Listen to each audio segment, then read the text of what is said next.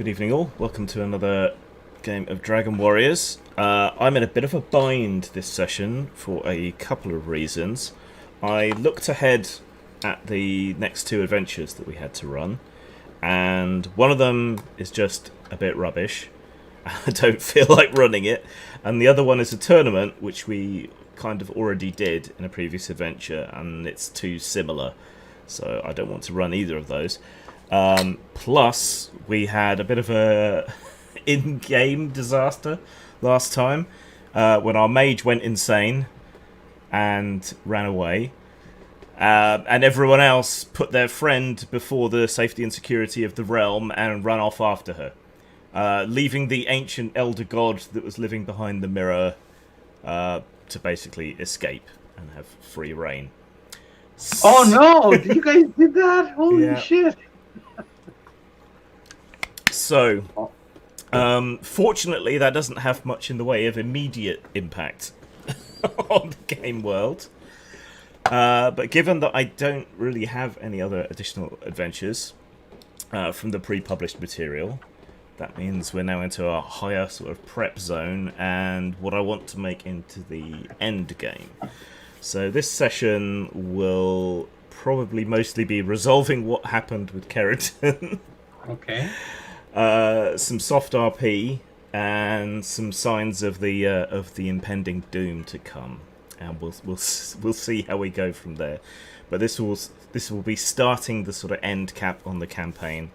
Then I'll probably take a break for a week and think about what game to run next.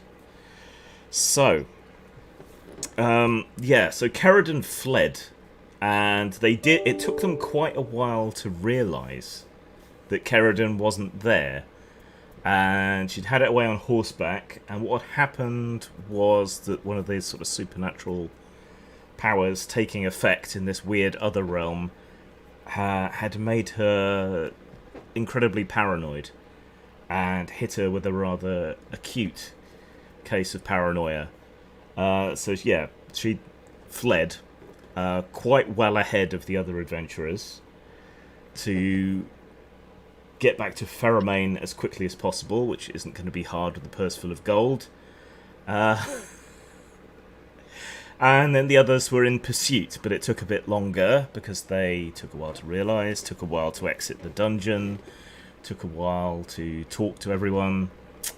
Yeah. So, we join our heroes with the rest of the band arriving back in Pheromane.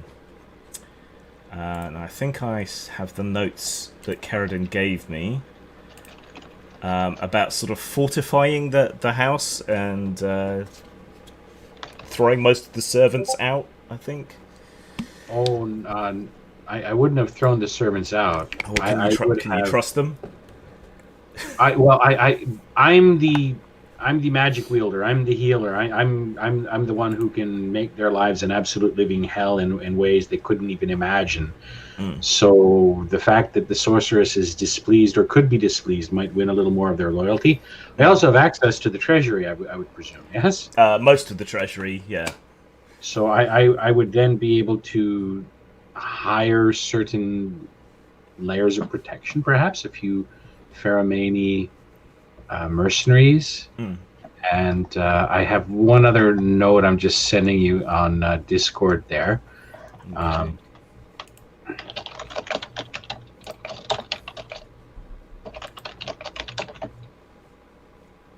Okay.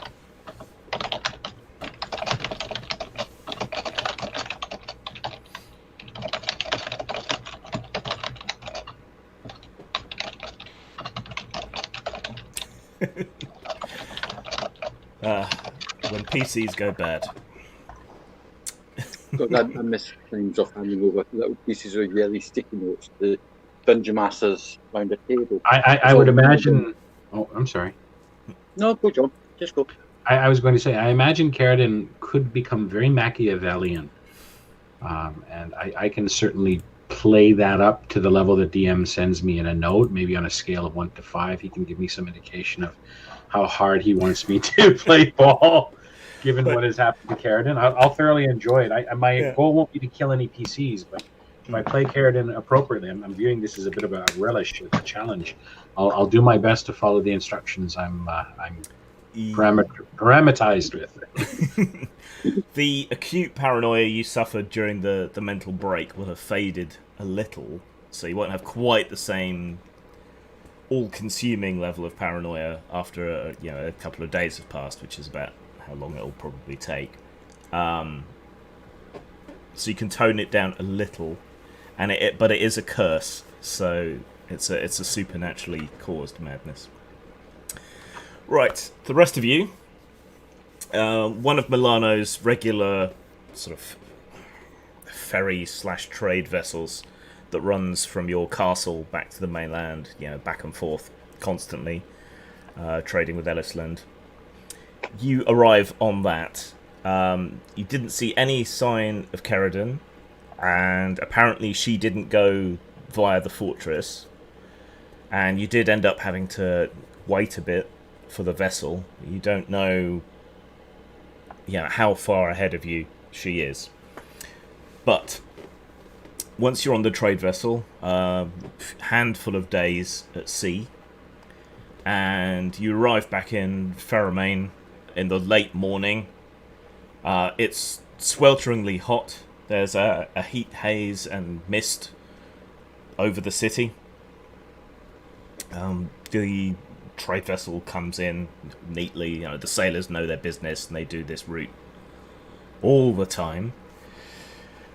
So that's all smooth and good. You arrive at the docks and disembark, and the cargo starts to get unloaded. Presumably, this is where Carradine ran off to, back to your holdings in the city, but you can't be sure. So, how do you look to proceed?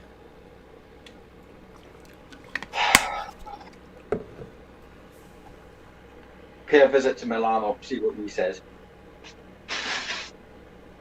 Yeah, I think Abbas is in charge, being the next highest in rank. Sir Elaine has been afflicted with a fever contracted in the dungeon, so he's laying abed in the trade vessel for now.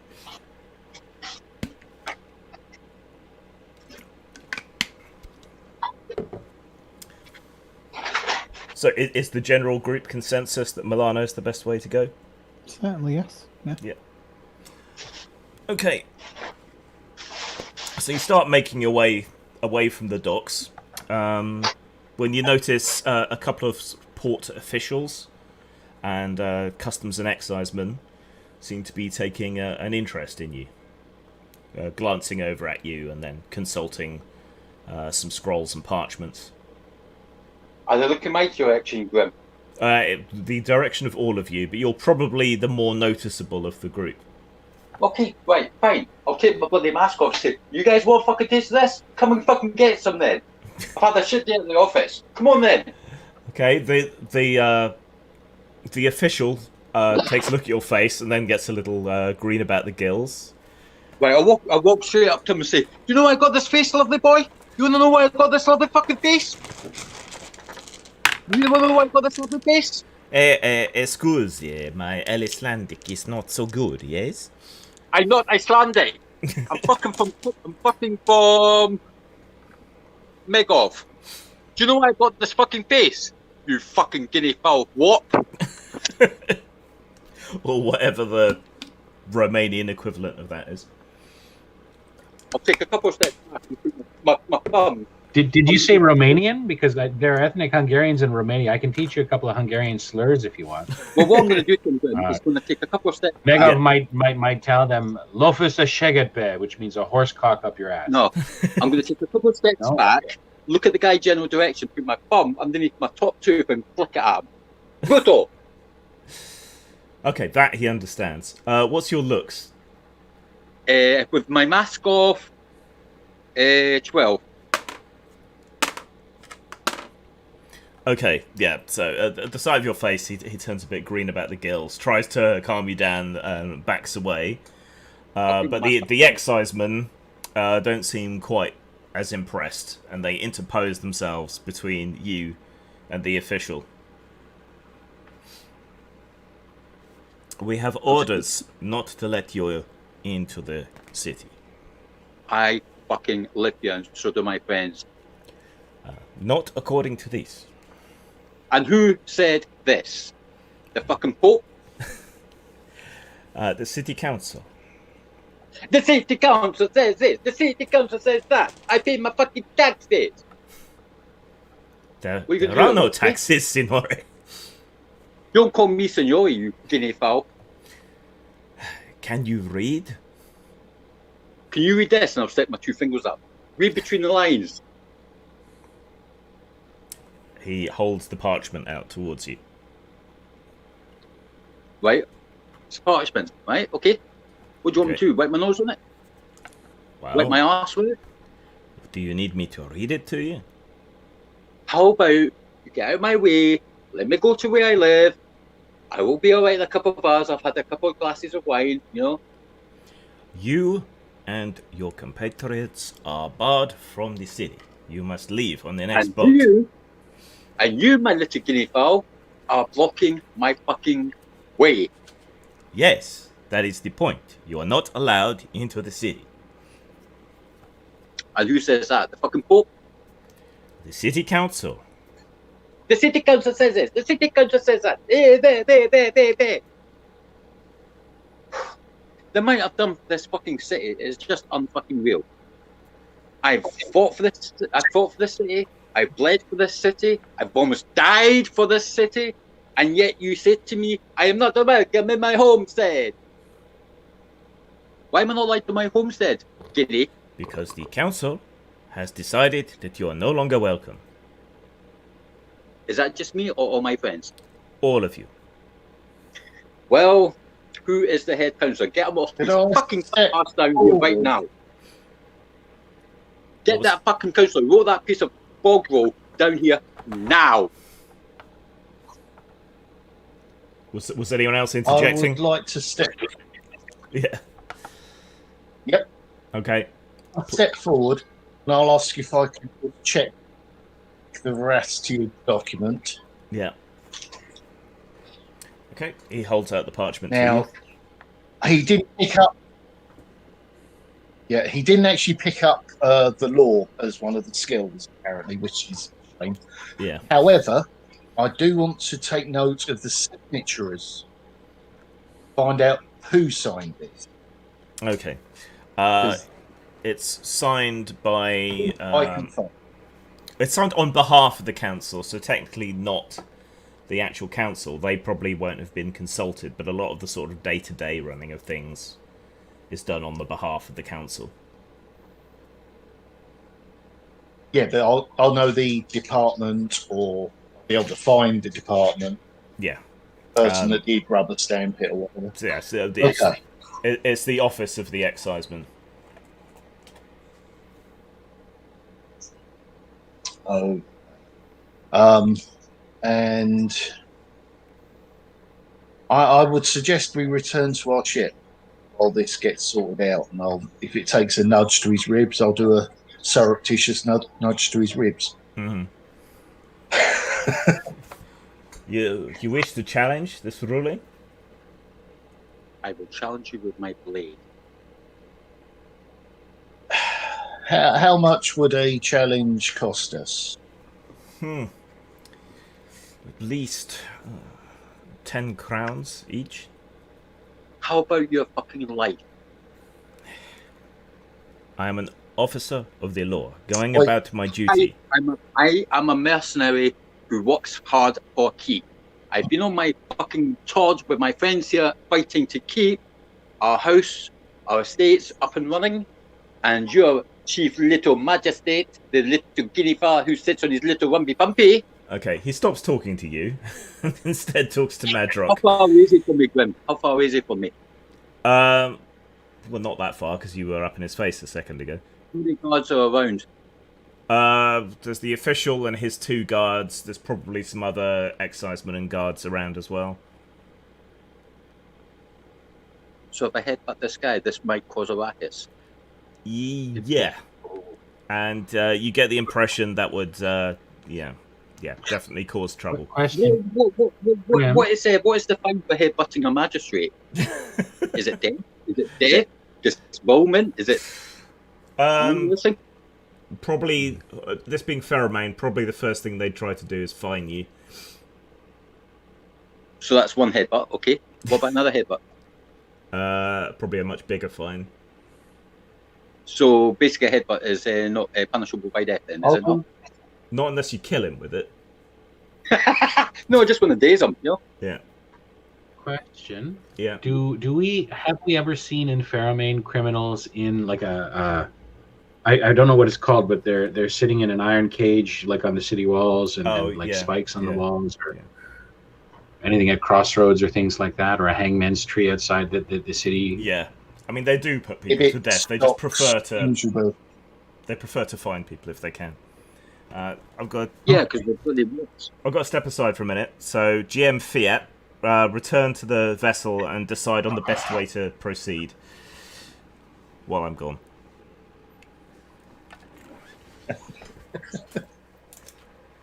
Oh, jeez.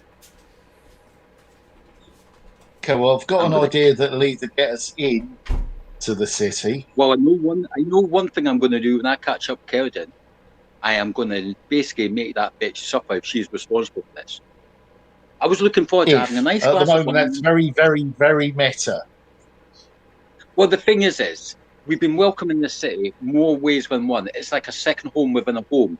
We've fought for this city. We've bled for this city. We've cheated death for this city. And now they've turned around on it and sort of like said to us, we're no longer welcome. So something's not right. Come on. And it's not like me to take my bloody mark off and make a bloody magistrate. Come on.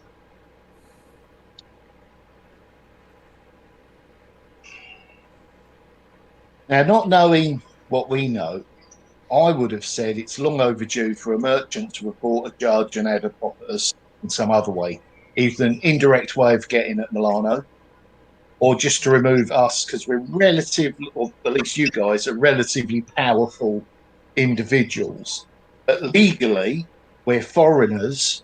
Don't think we count as citizens. We're just, landowners, which is near enough. We're squatters with wealth. That's what we are. Squatters with wealth. Dogs of war.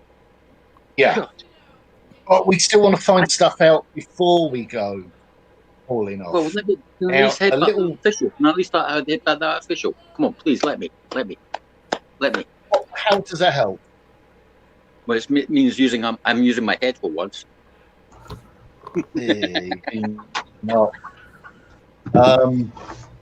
So we find a way of getting into the city quietly. Now, this little fine, we can afford our pocket change. We are not poor.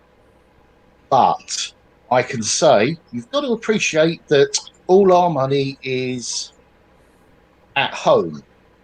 More than willing to pay the fine. We'd require an escort at home. You don't tell them that. They'll have it off you. They'll say, you're homeless. That means you're Jewish. We will fine you. Medieval law is a bastard. I would like to see them get my pennies off me, of my dead body.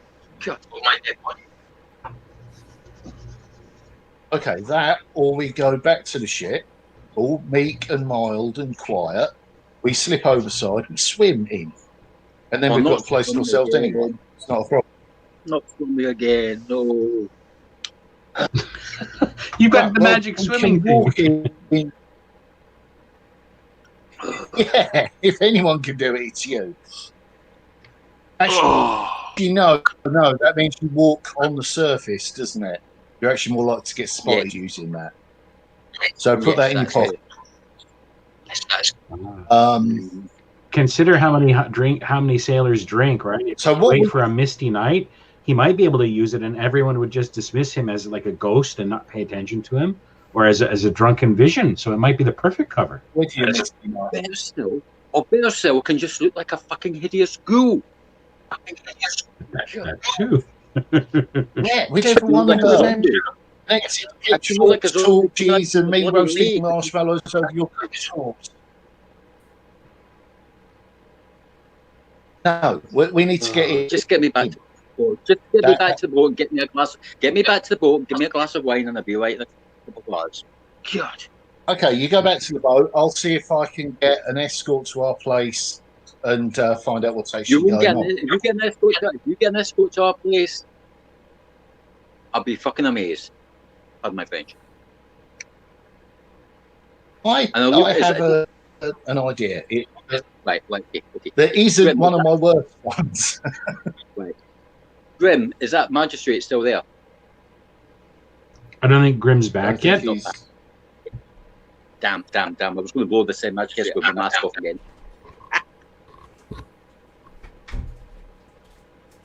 Oh, I just love role playing.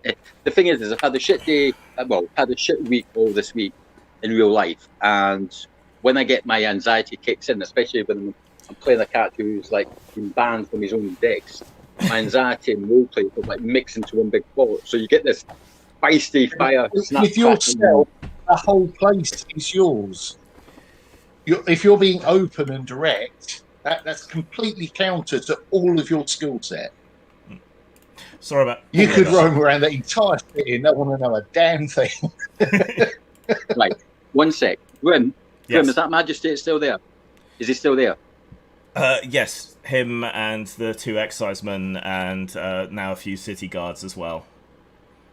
I'll take my mask off. I'll take my mask off and rest up my head, and I'll turn around to him and said, "See you later, lover boy." Blow my kiss and put my mask back down and walk away back towards the boat. Okay. So then, you retreated into the boat. Yeah, did you come up with any idea of how to proceed, or? The Brother same idea I'd start. So to challenge it legally. Possibly, but now, Senor, you've got to appreciate our money is kept at our home. Now, I'm more than willing to pay this fine, plus a amount of compensation for the inconvenience for yourself and your troops. Fuck that. No, I'm not paying compensation to anyone's bloody. Someone's back on the ship. Yeah. You're still ranting over the side of the ship.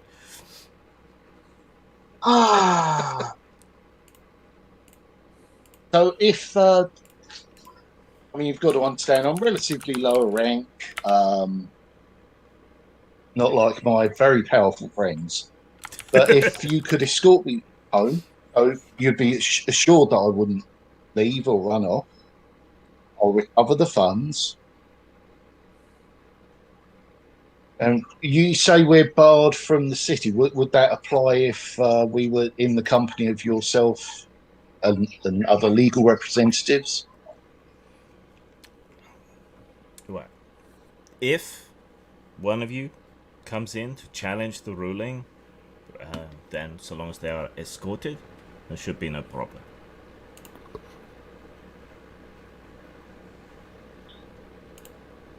Okay.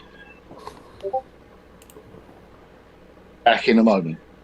And I'll pop back to the ship, and my guess would be Brother Abbas having the whole religious thing behind him.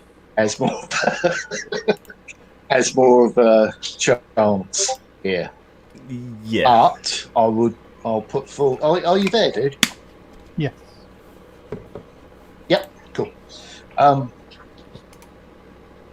would, however, put forward, I tend to be a bit better at speaking with people. And if I do end up giving them the slip, I think I'll be able to find my way around and speak to certain other people. But your connections here are probably more overtly powerful. Your call on how we do this. Only one of us is allowed in the city. But that's allowed. Now, the assassin and almost certainly myself can easily find our way in through other means. But if you go in, you would be alone. I don't know if you're okay with that.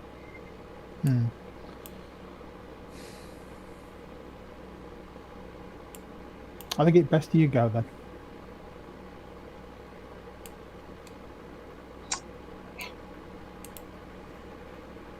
Yeah, I think it's best you go.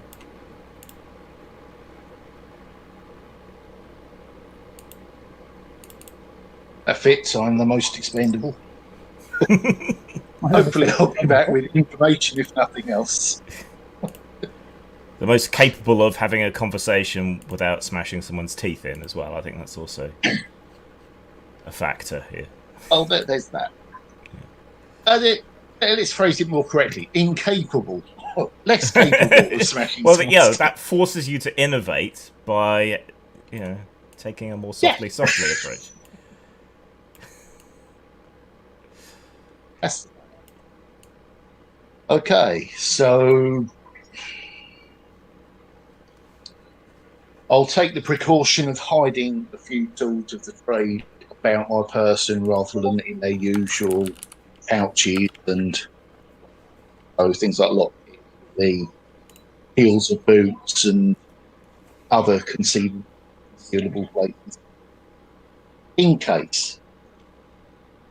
And go and meet the magistrate and whichever lunk he's assigned to guard me. Yeah. Okay.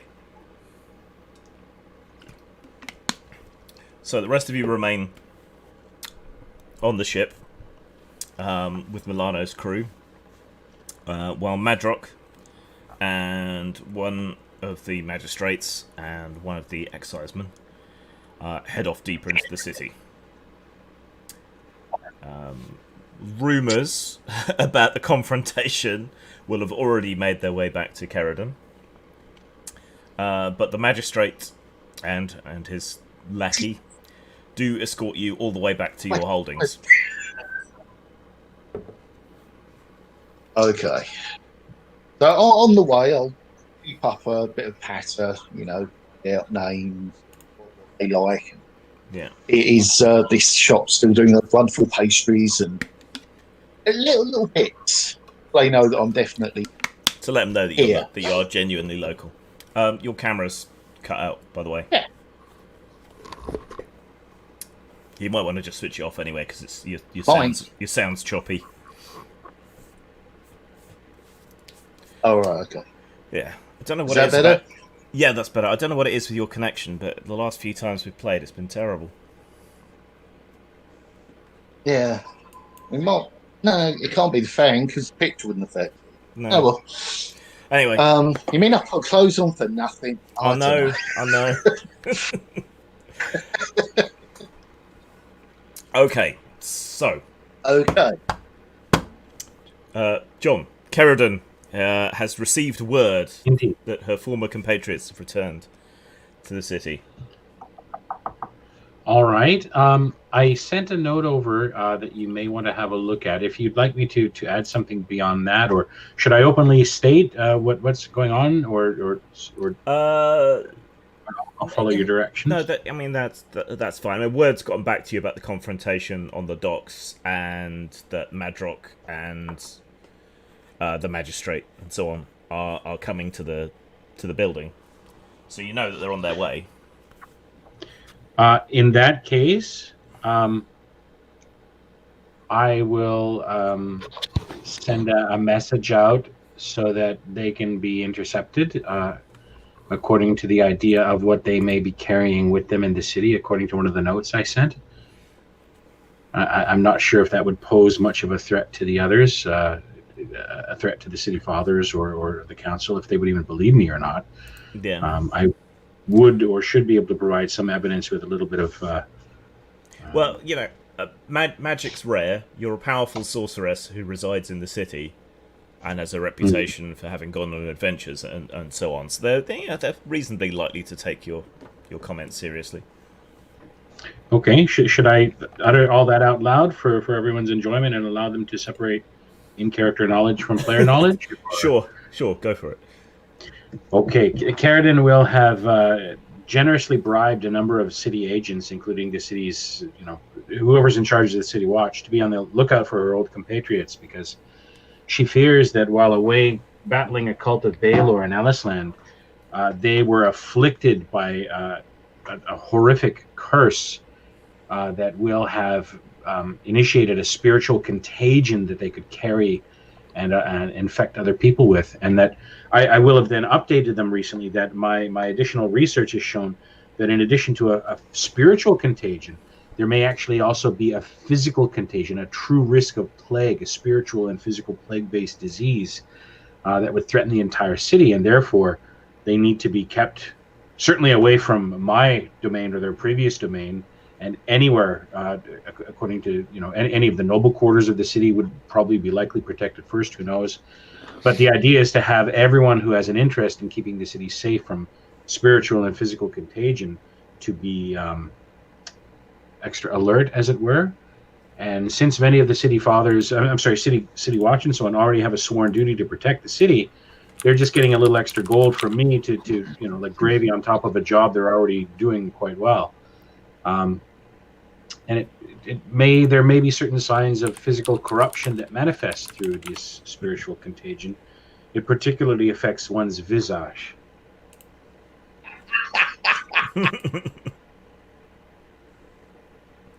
And the double whammy, it would cost me, either I wouldn't be allowed into the city or it would cost me extra. Yeah. Okay. So I'm sure that Umbertino and Semprino have a few friends who would be more than willing to hire up in an instant. Right. So you round the corner and come along the long row of houses on the front of one of the canals leading up to your holdings.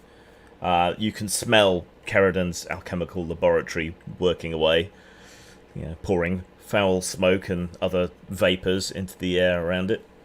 As you walk down the cobbled street towards it, all of a sudden, hell for leather, a black cat comes running out of one of the tiny alleyways, carrying a dead rat in its mouth, and pursued by a magpie, which is chittering angrily as it chases the cat.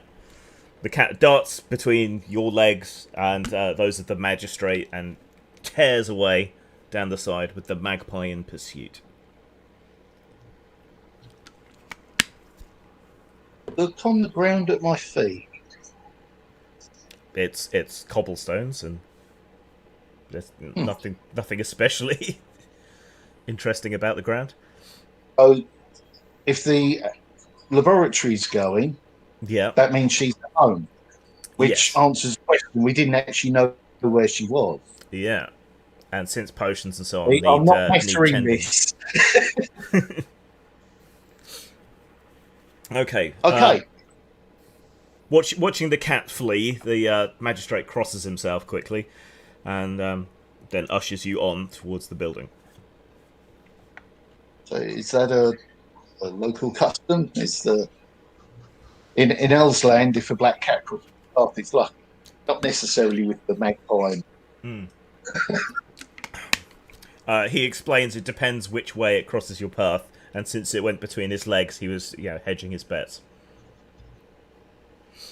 Understandable.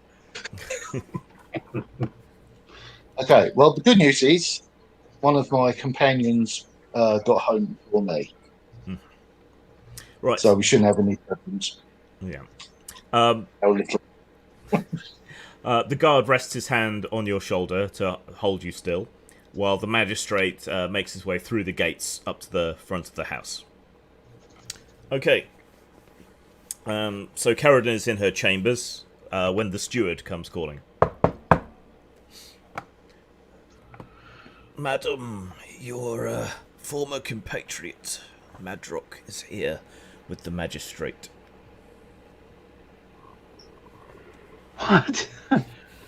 Alert the guards immediately. Send word to the city watch that they already know. Your compatriots apparently wish to challenge the ruling, but they need access to their funds from the treasury in order to challenge. I think you should at least admit the magistrate to talk things through. Allow him in, but I need hot water, towels, tea leaves, and fragrant herbs, and any other collection of flowers and whatnot brought in immediately. Send for Umbertino and Semprino. Yes, madam. I'm going to mask up so that when the magistrate comes in, knowing that he's contacted the others, I appear to be taking precautions against contagion. Yep. Okay. The steward. Social distancing. The steward turns around to go and answer the door and accidentally nudges one of the side tables, and one of your mirrors falls off and shatters on the floor. Oh, shit. I'm so sorry, Madam Arthur. I shall fetch a brush and pan once I've admitted the magistrate. Of course. Oh. And, of course, I don't know how suspicious I would be growing up in Ellisland about broken mirrors or whatnot, but it probably isn't a good sign. Well, back in this time, it's a much bigger bad omen because mirrors are so much more expensive and less ubiquitous. Right. Right. I am going to very quickly run over to the mirror bits and push them into a pile near a table, forget it. That idea is silly. I'll just leave the mirror bits there. I'll wait for the magistrate. A couple of the maidservants scurry in with the tea and the flower petals and spritz the air with perfume and so on, as you requested. And I'll also need a cloth and whatnot for my own face, and yeah. I want to be seen to be preparing that as the magistrate comes in. And when he comes in, I'll hurriedly put it over my face and make a big production about having him stay his distance because he's come in with them. Yeah. Okay. So the magistrate and the guard and Madrock on the magistrate's cognizance come into the house. Madrock notices that the house is a little different. All the curtains are drawn. The locks on all the windows and doors seem to be in place. And the servants, who were perhaps a little overly familiar before, used to a kind of less formal way of acting in your household, seem a bit more cowed and officious.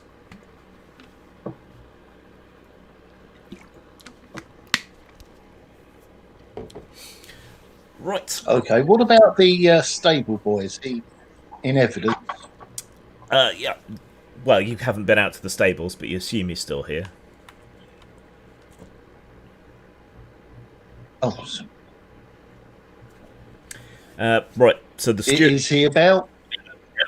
Are you going to ask the steward? Well, no. I just want to see if I can see him in useful places. Really, Yeah, you can't. he's actually quite important. I Yeah. want anything. Well, you can't see him around. He's probably busy in the stables shoveling horse poop or something. Character building stuff. So I'll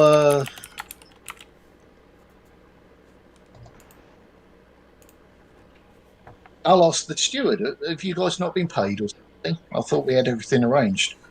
We Looks like someone's died. we are still being paid, sir. It's Madam Arthur has concerns and has brought us concerning news regarding yourselves. He sidles a little bit further away from you while he says that. Through here, up the stairs, sir. I know the way. Okay. Yeah. Well, how quickly did she get back? Because we lost her over in Elton. she I was arrived concerned perhaps. until I saw the. She arrived perhaps 2 days before you, sir. Yeah. And she's healthy, hale, hearty. A little strange, sir, but magicians always are. Right. Right. So you're taken up to the room. The steward pauses on the way to grab a brush and pan, and once he's admitted you, kneels down and starts brushing up fragments of broken glass.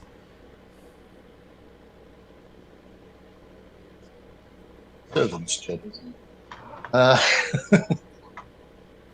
Okay, well, knock on the door to her chamber. Yeah. Hang on, is that where we've gone? Yeah, To he's her room already or, admitted you, so yeah, you're in. Okay, well, we'll knock anyway. Stay just on the other side of the threshold. Don't enter this room, you diseased spawn. You're threatening everybody in this compound. How dare you? Excuse me, madam. While one of your friends did seem to be ill, this gentleman seems healthy. Would you doubt my word, good sir? Knowing the matters with which I am experienced? Madam, I have lived through 3 times the plague has hit our city. He does not seem ill to me. It was a sea voyage. If anything was going to show, it would have shown. There was one man, very ugly in both visage and spirit. He must be the locus point for the infection. Perhaps the forces reside strongest within him. Is he nearby? Quarantined at the docks. You know that cranky old bugger got hit with the ugly stick years ago. You know that. You've seen it before. No, we were concerned about you. You ran off. Oh no, my good Madrock, I shan't go over that. I shan't go over the dark deeds committed in Edisland by you and the others. You've given yourselves over. You are not welcome in this house, and you should not be welcome in this city. You should leave now before I unleash my wrath full force upon you.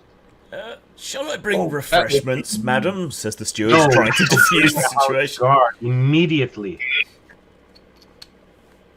This is Madrock. I'm like the least offensive person in the entire group.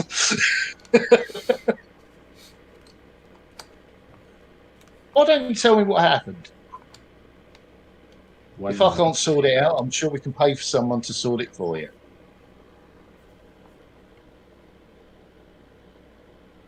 And I'll lean against the threshold in a very none ready to go manner. Right. Because all about putting you at your ease. And Grim, can I get a read on her? You can this try. Isn't a normal mannerism, is it? No. Yeah. Would I recognize his kind of change in body language or facial expressions or anything while he engages any of these powers? It's not a power. It's more of a skill, but yeah, you'll get the impression that he's sort of studying you. Yeah.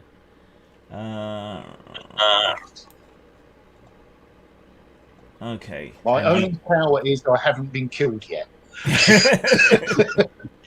Yeah, your special power is being beneath notice.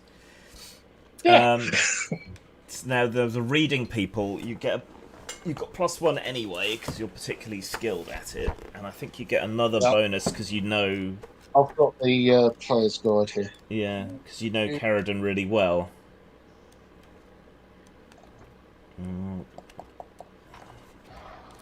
Knave.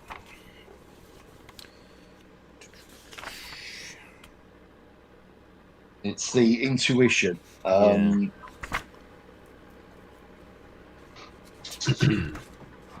Yeah, uncanny intuition.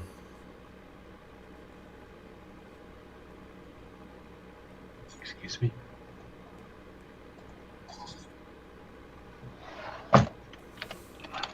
So human intuition.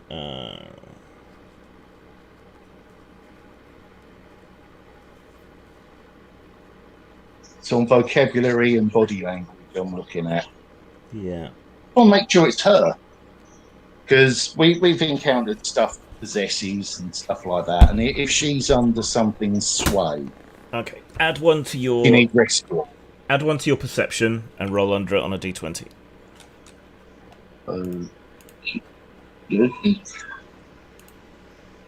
So 13 or less. 6. Okay. It is Caradon, but there are sort of nervous tics, and signs of mental malaise that weren't there before. So she's not in her right mind. So, like, combat fatigue after, which is very for it, after some crusaders had more resistance than I was expecting, that sort of thing. Yeah. Something you'd be familiar with.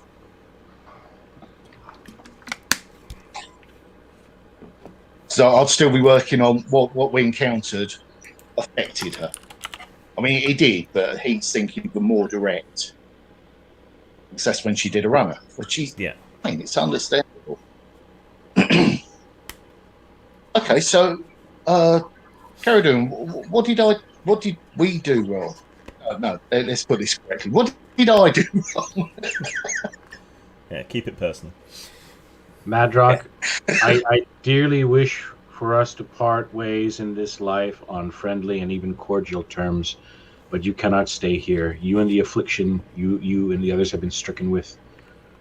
The turn, the betrayal at the temple, the summoning of dark forces. Who knows what you were released from there? You should be gone from here before, and this is your very last warning, before I unleash my wrath upon you and cleanse you from this place.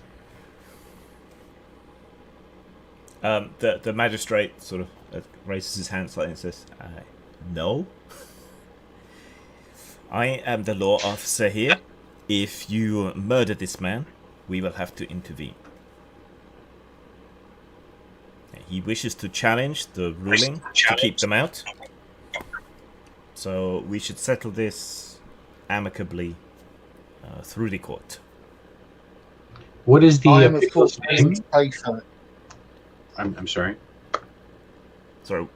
I'm of course willing to pay for any doctors to check us over that you recommend, that you trust, not ones that we know and might be swayed by our opinions. Anything to facilitate this agreement. The concerns are well-founded, maybe. I just wish to disprove them to everybody's satisfaction so we can all come home.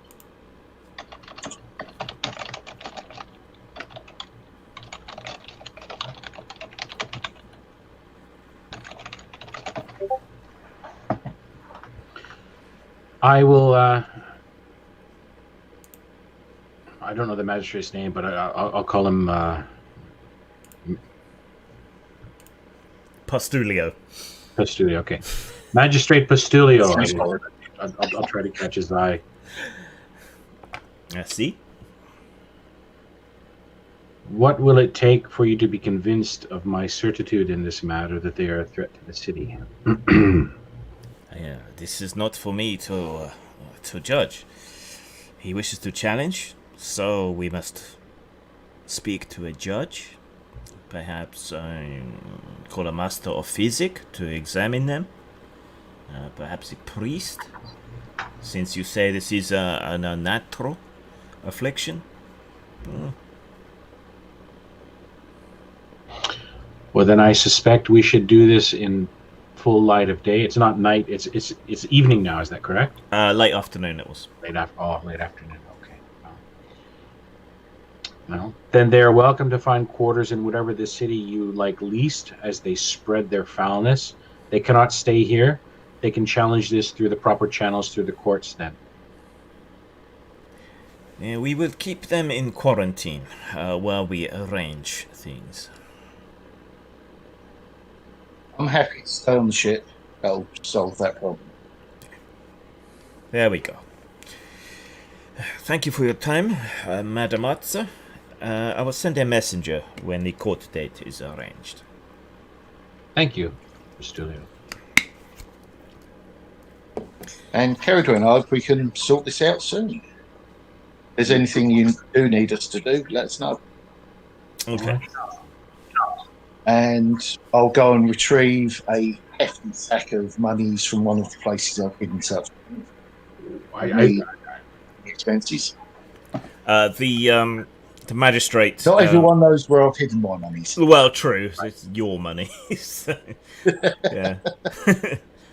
I'm not talking about the sort of party treasury. I'm talking about my your secret stash. Yeah. Yeah. Lucky I had that big investment coming, really, wasn't it? Yes. Is that the one? Is that the place which is underneath, behind the squeaky cupboard, underneath the squeaky floor? Don't Blackadder this. You Seen it, know that it found it, spent it. No.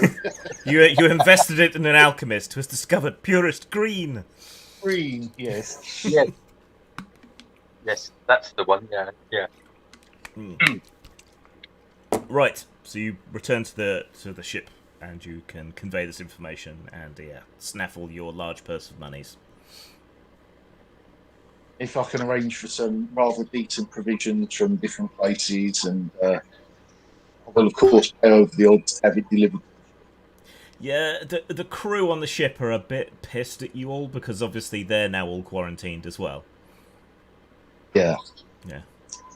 So when you return to the ship, the captain is sort of leaning on the railing at the side of the vessel, staring out onto the city. I can see the whores, but I cannot touch them. I can see the shores, but I can't touch them. Biff. What's it? There's a boy across the river with the bottom like a peach. Alas, I cannot swim. I'll be on deck near the captain, chuck him a clean rag and say, "Go touch yourself." Oh, please! You have a woman's bottom, my lord. You have woman's hands, my lord. Captain Rob, how good. Yeah. Okay. Right. So you get everyone caught up. So, Yeah. Madrox, She's what's like going a on? cat on a hot tin roof. Something's got her bothered. Is she pregnant? It's making reference to that temple that you guys cleared. I don't think I was there for most of it. The Baylor thing, which was ages ago. I was cussed a long time ago. Before I met Yeah. Sheridan. Yeah, exactly. I think she's grasping at straws with a lot of it, but something's got her rattled a little bit. Well, she's either pregnant, or she is eccentric, or if you just let me I climb love over how the walls- first one you went to was pregnant.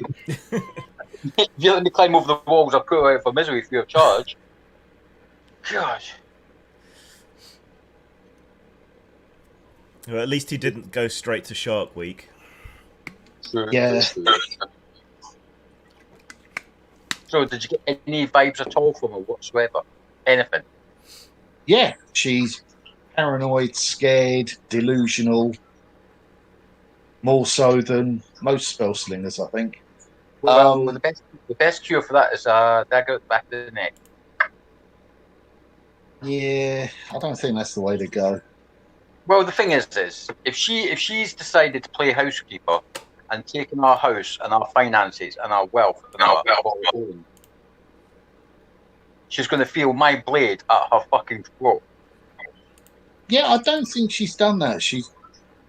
The fact that she's holed up there means that any wealth from the party treasury she'll probably still have there, apart from whatever she spent.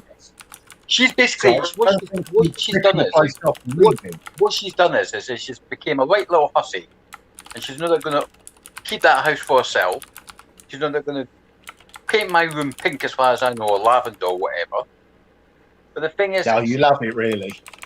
Oh, shut your mouth, whatever. Right. Anyway, no. But as I said, there's obviously going to be something which we can do to uplift this. The only way I think we can uplift this evil of Kerrigan is either a blade to her throat and silence her, or a blade in the heart to silence her, or chop her fucking head off. Because I'm getting sick and tired of sitting on this boat doing jack squat. It's been a couple of hours, dude. Or maybe some sort of exorcism, if it's an evil spirit. Yeah, well, this is the thing. If you've got ecclesiastical connections, now is the time to call them in, because they can override any amount of bribery bullshit if they have a mind. Grim, Yeah. is my little spy on the dock still? Your lovable street starfish, yes. Yes. My little chocolate starfish, yes. Is he still on the working on the door? Yeah, well, working around everywhere really, but you can get word to him. Yeah, I'm not sure if you know in Canada, chocolate starfish has a very specific meaning. Yes. Yes, I know what chocolate starfish is. Yeah, it's my little pet name. I also think we should. I also think we should calm Sheridan down severely. Why do you think I'm going to get in touch with my contacts while you guys get in touch with your contacts, and when they can get in touch with their contacts, and then they can get in touch with Keldon? There you go. I think you need more wine. Pardon my French. Well, Madrock's laid on some decent provisions, so maybe you need something stronger than wine. Yeah, that's what I've got in my secret stash in my bloody bedroom. It's called brandy. Shoving around with the Ellis Land version of Sambuca. There's a couple of things in my backpack that I don't recall, and they look quite scary. Things that, probably treasure that's been shared out. 3 and 4. Let me have a look. I don't remember those, and I'm not sure I'd have picked up anything that sounds like that.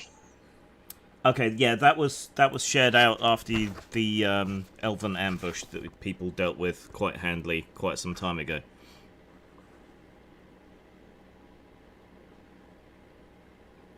So yeah, you do have that stuff. No. Sorry, that's on the horse in the backpack. Yeah, that was from last session, and it seemed like that was the you would be the best bet for that. What do they do? Well, you drink them, changing, and then you can push stuff around and stretch stuff. Excellent. Okay. Mr. Fantastic. Yes.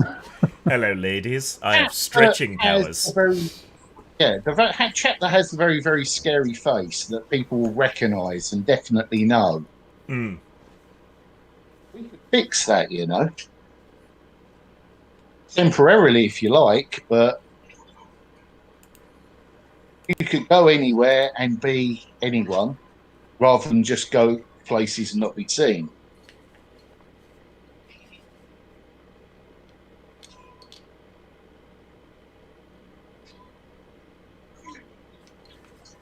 I don't know if that would appeal to you or if that has never occurred. Are they permanent or are they utes and expire after? It's permanent. Jeez. So you'd have to use one, then the other to put it back to normal. Okay. So my guy's quite happy with the way he looks. If you wanted yours fixed, you could. Just saying, it's an option. Because they're looking for a guy with a mask, or they're looking for a guy with a scary face under them. How about both? Sorry, say again?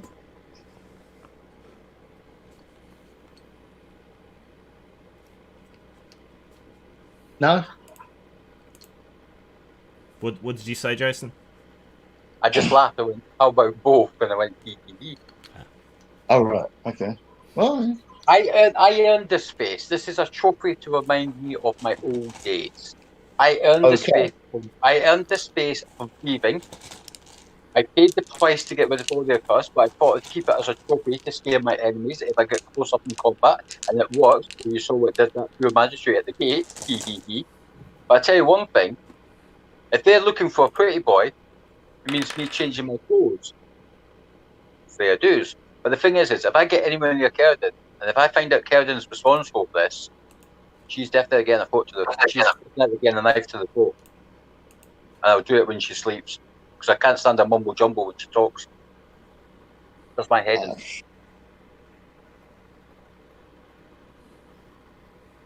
Yeah, she's not operating on her usual capacities. Something is up. So basically, why don't we get a priest to get her examined, and we get a priest to examine us? How's that sound? That's what I've just said. I just said to our priest here about his connections. Yeah, but the thing is I've got connections on the docks as well. So, Yeah, well, but it's I'm up to talking you. about in the church. What you just said, we've got an Well, official connection. Yeah, we've got an official connection. We do have an official connection on the boat, but the thing is who's going to take for the word of someone who's in quarantine from a boat when it's someone from not outside? No, it's I know what not you from mean. the Pope, it's from the local council. Right, okay. Religious types can run their messages without fear of interference, especially in this city. And if they can't, we've got gold. Do I get angry about that? It's my gold, and I'm happy to spend it. I've got gold as well. I've got gold. I've got pocket Yeah, I change as know, well. but you would.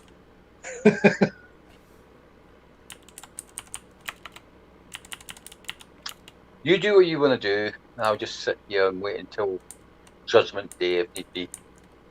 Okay. So, Brother Abbas, Yes. what do you say to going above? Now, personally, I hate the privilege of this, but use it when you must. Going above the local authorities.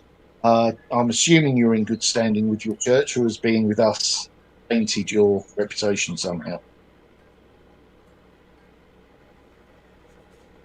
Well, all my links to the church really on the mainland.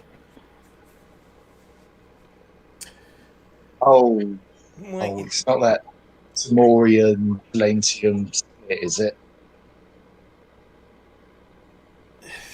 Well, you still follow the true faith. But yeah, So did the Catholic. but yeah, the Ellislandic church is a bit different to the Celentine church, and Pheromone's very definitely sort of high Catholic Celentine church. Yeah, it's not like Church of England and Christianity, is it? Yeah. So while you're discussing this, and as the evening draws in, a really strong fishy smell starts to inveigle its way into the ship. Where's it coming from, Gwen? Well, you don't know really. It just seems to be getting stronger and stronger. Is that unusual for the docks? Not that unusual, but this is really pungent. Like distilled anchovy. Oh, God. I'm going to assume that's bad. I'm a veggie, so I don't. I'm guessing that's bad. Okay, listen to the crew, captains, if there's any amiss. They're not quite so perceptive, but your senses have all been attuned by a great deal of dungeoneering and being on alert all the time. They say, dude, what's that smell? See if that. Yeah, it's one of those moments. Yeah. No, so I'll go up to the crew or the captain. Yeah, he's still mournfully sat on the rail, gazing out to shore.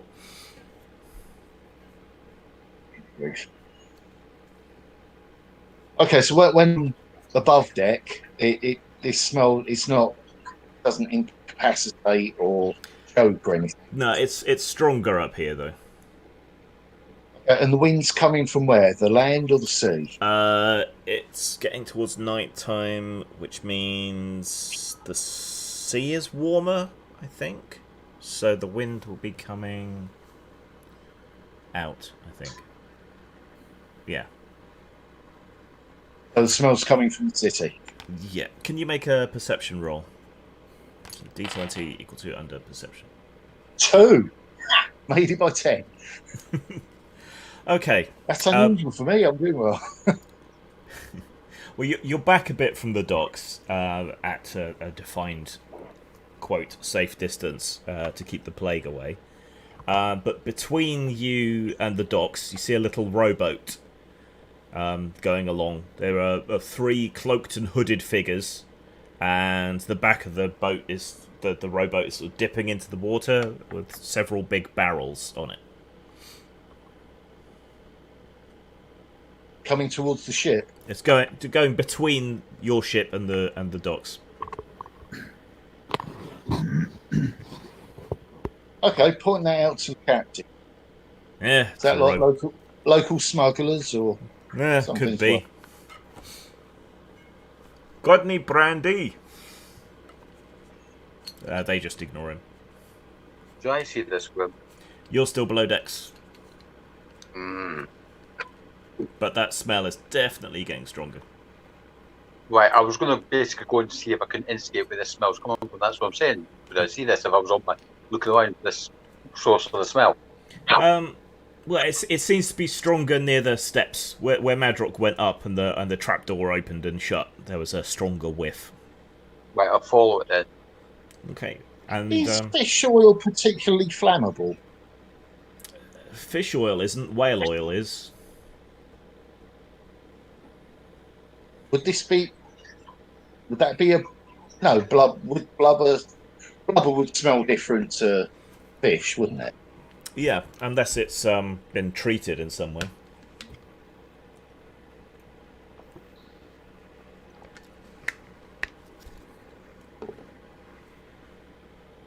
Can you make another perception roll, please? Are they carrying torches or lamps? Or are they making an effort to?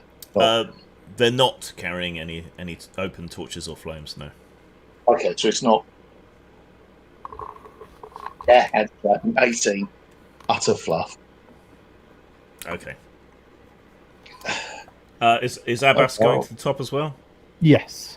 Okay. Can both Abbas and Cesora make perception rolls, please? Great. What's my perception? Your perception is 12. Made it 5. Okay. So as you two ascend, the smell gets a hell of a lot stronger, and you can see Madrox sort of looking over and chatting with the captain as they're looking over at a rowboat. In the moonlight and the light from the lamps of the city, you can't see a great deal. It's not a lot of light, even though it's a big urban area. But in the light that you can see and the reflection of the moon, the surface of the water behind the little rowboat has a sort of mirrory sheen on it. Rainbow hues.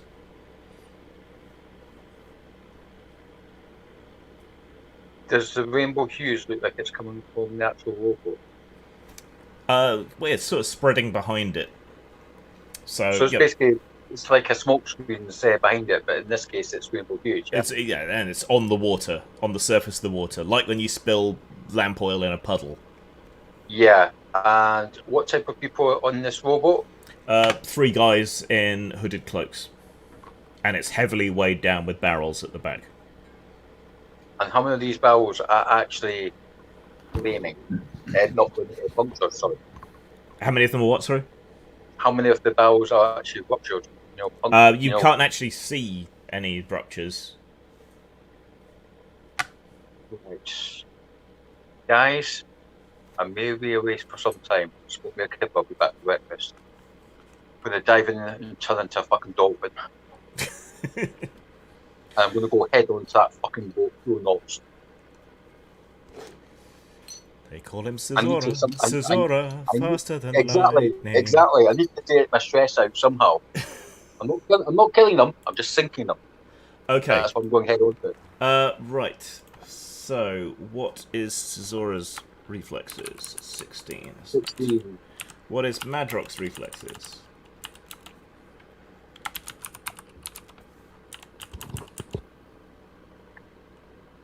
And what is Abbas's reflexes?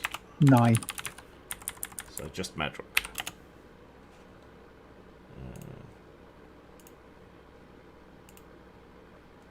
Are you muted? Is that the problem? Oh, sorry, yes. 11 for me. 11, okay. So I've got a fan going as well, so I was trying to cut down. Yeah. Okay, so Cesora dives off the edge of the ship, transforming into a dolphin halfway to the water, and then splashes in, sinking beneath the surface, and with a couple of twists of his powerful tail, heading towards the little rowboat. They hear the splash. I'm trying to stay down as far down as possible and then come straight up. Yeah. If it tends to walk the rowboat over. Yeah. You'll be able to attack the boat on your next turn. Yeah. So one of these bandits, assuming that's what they are, whips aside his cloak, brings up a heavy-looking crossbow, and fires it into the water where he thinks Cesora went. A heavy-looking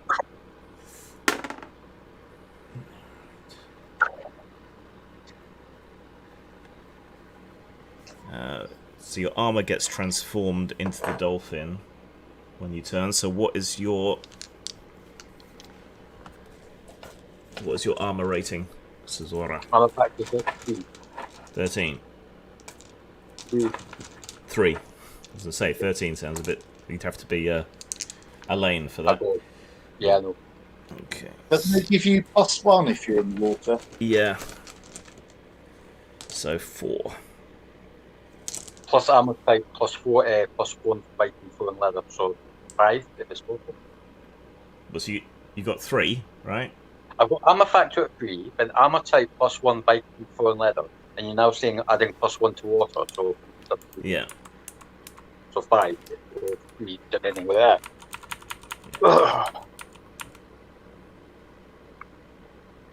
That +1's already worked in, because leather armor's normally just armor factor 2, so it'll be 4 in the water. Yeah, yeah. Okay. You see the crossbow bolt enter the water, and then it sort of twists and shifts away because there's a slight twist in it, and moving through the denser medium takes it off target. So it just glances along your side. The second bandit throws aside his cloak and swings an axe into one of the barrels. It breaks asunder, and oil splashes out behind the boat as he kicks it into the water. The last bandit attempts to strike a light with his tinderbox and fails. So you see the sparks, but nothing catches. Madrock. I was right, I just got the oil thing right. Right, okay. Does this ship have armaments like an Arbalast or... It's only doing the run between here and the mainland, so they don't really bother. They've got their own personal armaments, but that's it. I have no idea if my guy can swim. Where's he from? He's been practicing to be a sailor, so being on board, but actually jumping in, usually pretty freaking fatal, so I don't know. Well, you're from Columbria, aren't you? Which is sort of Wales. So lots of coast, and where it's not coastal, it rains so much you might as well be swimming. So, yeah. In that case, if there's not a crossbow or something to hand, I guess I had better dive in. Okay. So you throw yourself off the side of the vessel into the water with a great big I'd rather dive. I want to go dive straight down, swim under if I can swim, and come up on the other side of the small boat. Okay. So you dive into the water and start swimming under the water. Brother Abbas. What kind of range is on a normal bow, anyway? Well, they're definitely within bowshot range. All right, I'll So I doubt they'll be in range of a Mystic Bolt. What's the range on the Mystic Bolt? Mystic Bolt, I think, is 20. 20 That's meters? 30 meters. 30 meters. Yeah. They're about 25 meters away, so yeah, you can hit them with that. I'll try and Mystic Blast the one with the tinderbox. Okay. I'm going to come up and I'm just be surrounded by chum and fish oil, so I'm going to go sharp, aren't I? Yes. No. Right. So Psychic Blast. I'll do my Psychic Exhaustion roll first, just a sec. So under 14 first. No, we're alright, I'm not exhausted. And it's speed 6. Yeah, you can't really dodge being on a little boat, so... Okay. Hit and damage is... 3d6.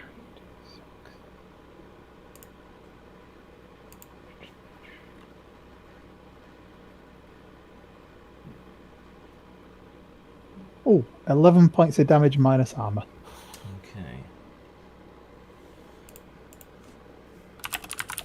Okay. So you reach out with the terrible ravening power of your mind and crush him in it. You feel a couple of ribs give, but while he doubles over in agony, he's not dead. Right. New turn. Cesora. I'm going to flip this rowboat. Okay, so you come barreling up underneath it. Mm-hmm. Right. So let's see.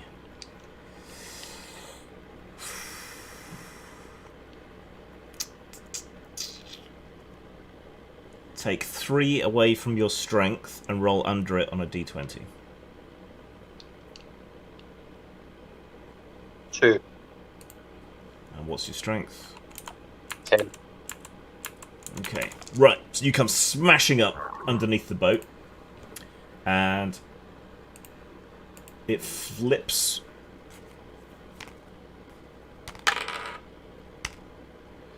And all 3 men manage to somehow cling to the boat, even though it's upturned.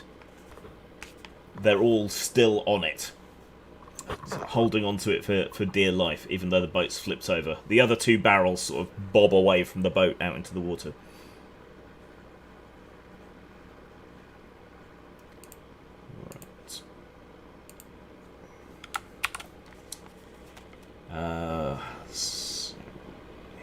One of them, the one with the crossbow, hauls himself up more properly onto what's now the upright keel of the boat and reloads the crossbow while sort of sprawling across the surface of the boat. The guy with the axe hurls the axe at the second one of the barrels, missing it entirely, so he's just basically thrown his axe into the water for some reason. The last bandit tries again to spark the flint and tinder, but it still won't light. Probably because it's fallen in the water. How's he managing that if he's holding on to the top side of the boat? Because you need to go faster. It's not easy, that's why I penalised his reflex roll, which is part of the reason he failed. Okay. Alright. So, Madrock. Okay. Now, it's unlikely because you don't tend to swim on your back if you're underwater. Yeah. But did I see the spark? Make a perception roll. So I've made it by 5. Don't know whether I can... So, yeah, you did see a brief glint of light from above. Okay, if I know that guy's still trying to pull that sort of nonsense, I will drift up and drift up and try to job the guy with the short sword. Okay. So yes, you He's the most dangerous one. So you bob up out of the water, Apocalypse Now style, not necessarily. and shiv him.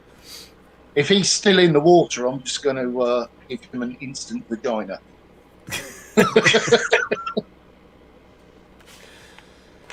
Okay. That was distracting. Right. he can't really defend himself, so just roll equal to under your attack. Like that. A 7 again. So yeah, easy money.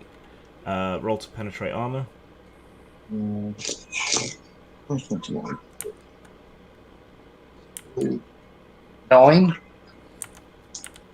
Bloody hope that's through. Yeah. Okay.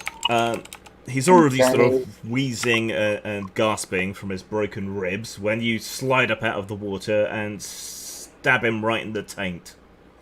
I do a minimum of 3. Do I need to roll? No. He's thoroughly dead. Yeah.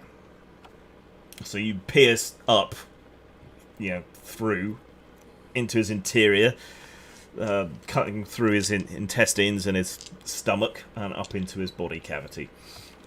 And he's thoroughly dead and slides off the boat into the water. I don't normally go for the bloodthirsty option, but there's other ships as well. That's just mental. Okay, so Brother Abbas. I will Mystic Bolt the guy with the crossbow that's reloaded it. Okay, go for it. He can't really dodge, so just make your psychic exhaustion and roll under the base speed of the attack. Okay, not exhausted. And yep, hit. And damage? Damage is... Oops.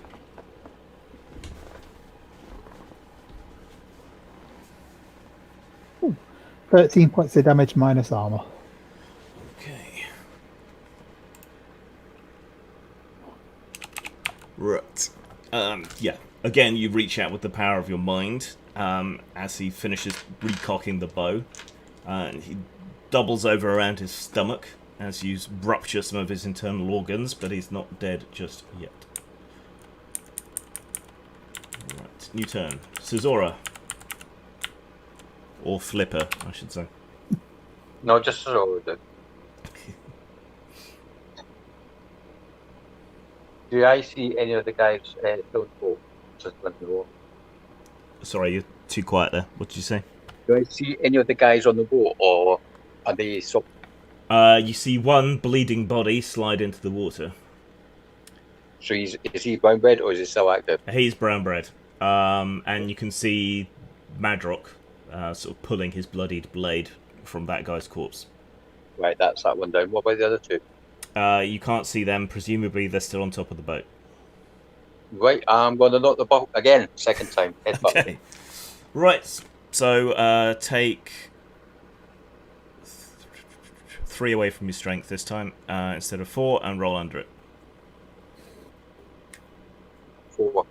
Yeah, do it. Okay, so you smash the boat again, flipping it back right side up.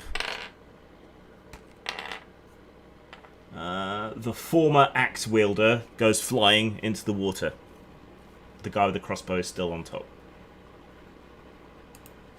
What about the guy with the tinder box? He was the one that was shivved in the tank. Right, okay. Yeah. Okay, so yeah. Right. The guy with the crossbow ignores the pain and rolls onto his crushed belly and fires the crossbow at Abbas. And hits. What's your armor rating?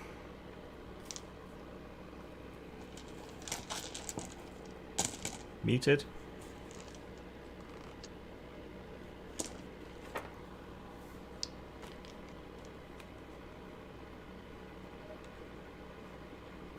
Anyone? Bueller? I'm here. I'm listening. No, Ian, what's Abbas's armor? We can't hear you, Ian. There's no sound coming through. Maybe he slipped away. I'll look up his sheet.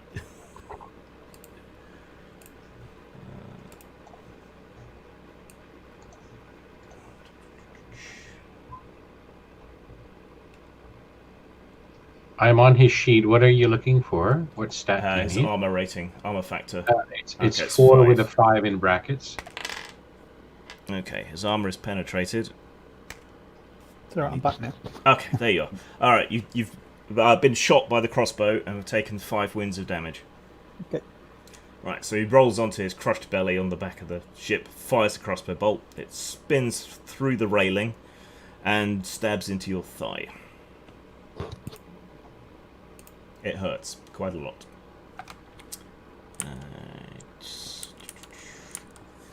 The guy in the water scrabbles for the side of the boat and tries to get back up.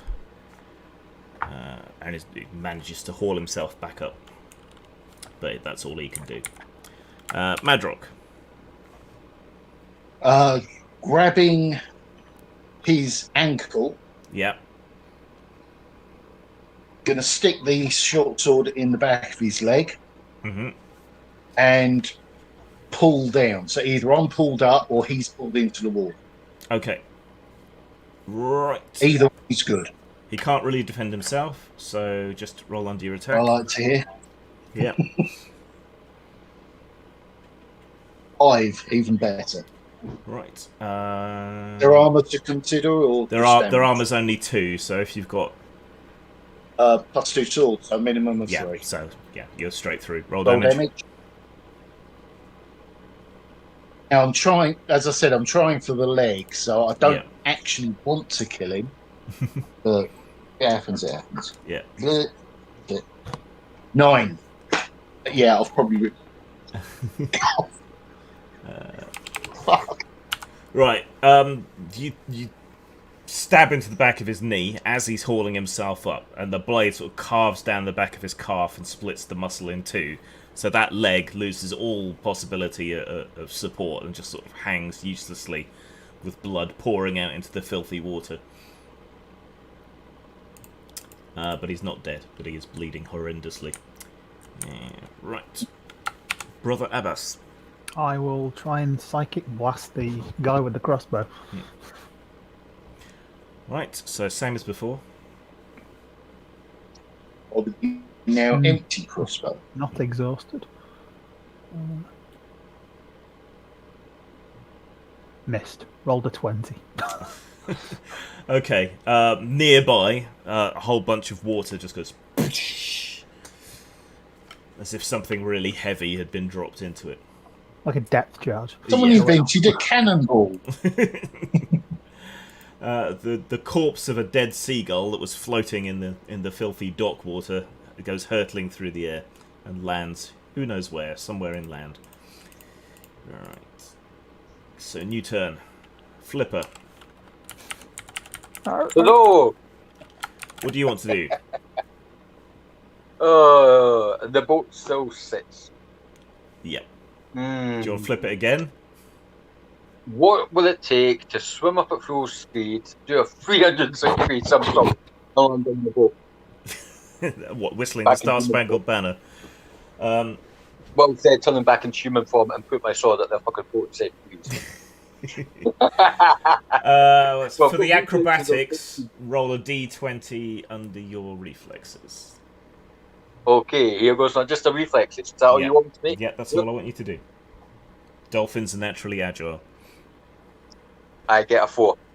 Okay, so you come bursting up out of the water in dolphin form, do a complete flip, and then land as Caesura on the top of the ship. Now make another reflexes roll not to slip straight off again. 1. Fuck Okay, that. perfect landing. Stick the landing. With your And blade. I saw the guy's foot and say yield. Okay, and then it's the bandits' go. What devil's witchcraft is this? Yeah, they yield. What? I give. Well, the yield, obviously said the yield, I was going to say. Yeah. Mercy. Okay. Who sent you? We were paid. Who sent you? One sec. I'll dig the sword slightly deeper. Slightly, just like enough to give them a nick on their throat. Yeah. Hang on, I need a random Italian name for a mercenary captain. Give me a second. Is he the poor person? Giovanni. One at a time, please. Giovanni. How about Massimo? No. Massimo Bellardinelli. Yes, why not? Dolmio. One of my favourite 2000 AD artists. Yeah. Yes, Captain Bellardinello sent us. Does his name ring a bell, Grim?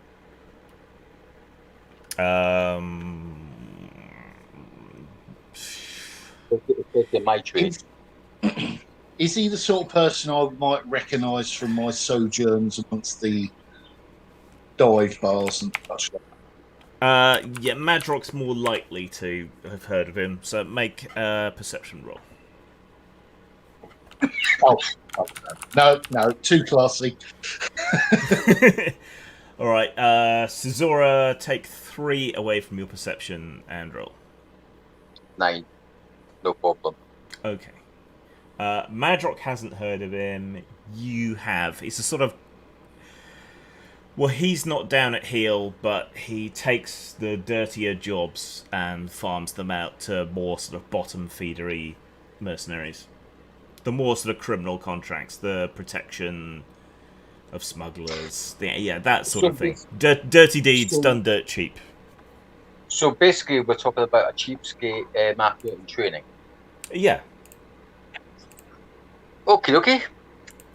He runs his operation out of the old Dockmasters building. Uh-huh. Do you have a wife and kids? I'll smile under my mask. Yes. I have a horrible fat wife, 3 horrible fat hungry children, and a mistress and 3 other children to support. Well, why do you think I'm going to let you live? I'm going to flip a coin. Heads I win, tails you lose. Deal or no deal? May I supply the coin? May I say shutty fucky uppy? I'll flip a gold coin up to him and let it land on the flat of the boat and then put my foot on it. I'll And on its edge. Heads or tails? Heads I win, tails you lose. Well, look at the foot under my foot. What is it, Grim? It's tails. He says tails. So you are going to lose anyway. It's your lucky day. Heads I win, tails you lose. Put a knife right in my blade right through his throat. Now look at the other guy and say, so, how much did they pay you to fucking try and kill us then, boy? He watches his friend's bloodied corpse sink into the water and slowly bob away. Oh, can't go your tongue. Tick tock, tick tock, tick tock. My blade's getting way. Hello. 10 gold crowns. I'm worth 10 fucking gold. May I let you know, I'm worth more than that. Fucking alive. Jesus. Well, so pay me 20, I let you live. How about I slit your fucking throat and I let you die? You're going to do that anyway. No, I'm not going to do that. I just want to know why greedy fucking guinea brutals like brutals or bitches or whatever you want to call yourselves, what for fucking 10 gold? I could have hired you to fucking kill this fucking what for 50 gold if you came to me. But I'm worth 10 gold. Can you believe that, guys? I'm actually worth 10 fucking gold dead. 10 gold. Fucking hell.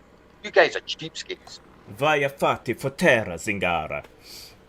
You dare talk about my mother like that again, and I'll slit your fucking other cheek.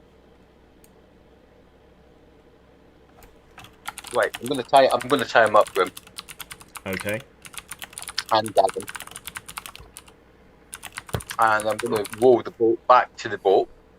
If there's any chance of rowing the boat back to the boat. He curses you the whole trip back. To a madre, everyone's... He's gagged to him anyway, so... E tu padre odorava di bacchi di Sambuco. Oh, shut up on your face, you little dirty dago. Right, so I will swim back, but I'm going to swim well away from this oil and get as... Because I don't want to smell like that. Well, if you swim away from the oil... if you swim away from the oil and just spend a couple of seconds in the filthy dock water, you won't smell like fish anymore. Well, will do, but not quite as much as the oil. Well, I'm not If you come to it, I'll use the wine to bathe to get rid of the ick. I'm not going to row the boat back to the big boat. I'm going to row the boat to the jetty and ask the harbour if there's like a harbour master or a harbour policeman or someone on the watch. Is there? Is there anyone on guard? Yeah. I mean, they're watching to make sure you don't break your. Can you get me someone in charge, please? Because this person tried to kill me, and I'll drop the guy who's gagged and tied up at their feet. Worse, legally speaking, they put ships at risk. Yeah, we've got evidence of that. We've got evidence of that on that rowboat. Now, you said the kegs are still intact, Jim, are they? Sorry, I said what was still intact? Is there still kegs intact on the boat? Yeah, there's one keg still intact. Right, I'll show the keg and say that is evidence. But this brutal tried to kill me and my compatriots for 10 gold each. Sempre un penny scatti. Speaking no English. Speaking Icelandic. Well, yeah. The guards. You're supposed to be in quarantine. Back away. We'll take this man into custody. I want him fucking brought up for fucking manslaughter. He tried to kill me and my fucking friends as we fucking were having a meal. He'll be dealt with. You better. But you're still not allowed on shore. I'm not on shore. I'm on a jetty. Hello. I'm not far from me boat. Go back to your ship. There you go. I'll walk back to the boat. Okay. As you turn away, you hear a familiar voice of Milano. What's going on here? Why are my friends in quarantine? They're not sick. Look at him. Fit and healthy. True. He is as ugly as a dog's asshole, but he is fine. Wait, I spent my money calling me a dog's asshole. Who called me a dog's asshole? Which one are you wops? Which one are you getting? I did, my friend, says Milano, and waves. I'll let you off, Milano, I'm sure this has all been a jingle, jingle, jingle. Misunderstanding, my friends. Jingle, jingle, jingle. Oh, it seems I have too many whores. Who will take some off my hands? Jingle, jingle. Good old Milano. Yes, money solves all problems. Please tell me you got some brandy on your Milano, dear friends. My friend, get the rest, come ashore. Why you did not simply bribe everyone, I will never know. We never had enough money. We couldn't get enough bloody money. Oh, it's a long story. Just get me off the bloody ship. Just get me off the ship before I get cabin fever. Please. Come. Right. I'll go back to ship, get my gear, then get the rest of the Brady Bunch, and then follow Milano. Right. Milano spirits you away, gets you all clean, gives you all the food, drink, whatever you want. And gets caught up on the whole situation. And he informs you that Kerridan has been acting strangely ever since she returned. How did she actually get back before us? That's what I want to know. Has she been using pearl magic? We spent time looking for her. Oh, what happened with the old man in the mansion? What happened with him? Did he get cured at all? You didn't stick around long enough to find out. So. Oh, okay. All right. Okay. Yeah. Right. So if anyone took any wounds, they can have one back, and the following day you get your day in court. So everyone, including Kerridan, you get to use the court tables. Oh shit! No, we haven't got the money to use the court tables. With Milano, I do want to point out we do definitely want to do this legally because whatever else happens. Why? What is wrong with you? Because if we can get a bit of paper saying we're in the clear, that's something we don't have to worry about. Yeah. Fine. That way we're not dodging the plod, we're not dodging bailiffs, we're not... All that stuff. We'll try it your way. My niece is married to the executioner in any case, so... I just want to make a joke about someone who enjoys getting head, but that would be awesome. That would be tasteless.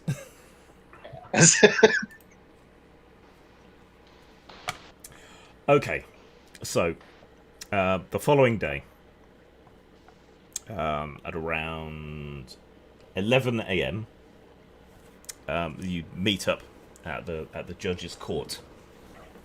The case before you is the man you caught and handed in. They probably already had bribed the guys that were watching the box getting first.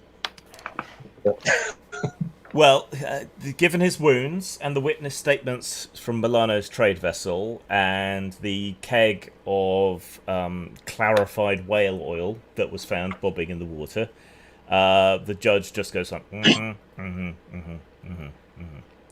Okay, kill him. He's dragged outside and hung right then and there in front of the courthouse. Yeah. He might be a hanging judge. Execution's still pretty rare in Fairmain, but that's only compared to other places. Yeah. And again, it probably wasn't because of the attempted violence on us. It was the risk to the ships and the port. So, next case. A threat and risk to the city brought to us by a band of unruly adventurers who supposedly have caught some manner of spiritual contagion. So, Lady Arzer, please make your case against these gentlemen. Caradon is flanked by two rather elite-looking guards in full plate mail from one of the more expensive mercenary groups.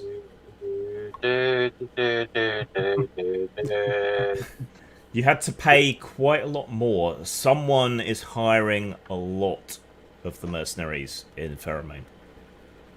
We are at our expense. Was the funeral done publicly there, like as a gesture of When you walk in, yeah, that's what I do. Is it audible to myself No. or any of the others? Nope. It's just under my breath. Oh, okay. Just curious about that. All right. I will make obeisance. I'll curtsy and bow my head and say, fine masters of the city. I know from firsthand experience that myself and my former compatriots have won great renown for some of the deeds we have completed overseas, deeds of heroism and of rescue. I'm sorry to report that while we were battling a most foul collection of cultists and demon worshippers in Ellisland, that I had to flee because I suspected my compatriots here, in particular Cesora, of having come under the influence of one or more of the tainted artifacts which they had recovered from an area I advised them against penetrating. When Cesora tried to murder me in my sleep, I fled and made my way here to protect myself against them. He is the locus of this contagion, and I suspect he's slowly going to infect the others. His rudeness, his uncouthness, his absolute disdain for the rule of law and order, this will spread as a seed of corruption emanating out from him and ripple through all aspects of society. The lower classes in particular, being less noble and less educated, they are particularly vulnerable to this kind of contagion. I don't wish to invoke the name of the creature involved, but if you know any Ellislandic lore, the name begins with the letter B. The judge nods. Ice and darkness. Ellisland is well known as a primitive and backward land, full of strangeness. That much rings true. But how did you manage to escape this contagion? Would Grim, would me publicly revealing myself to be a sorcerer be absolutely scandalous, or I mean, is it not here so much. not here? Okay. My lord, I am practiced in the arts of alchemy and other, shall we say, powers.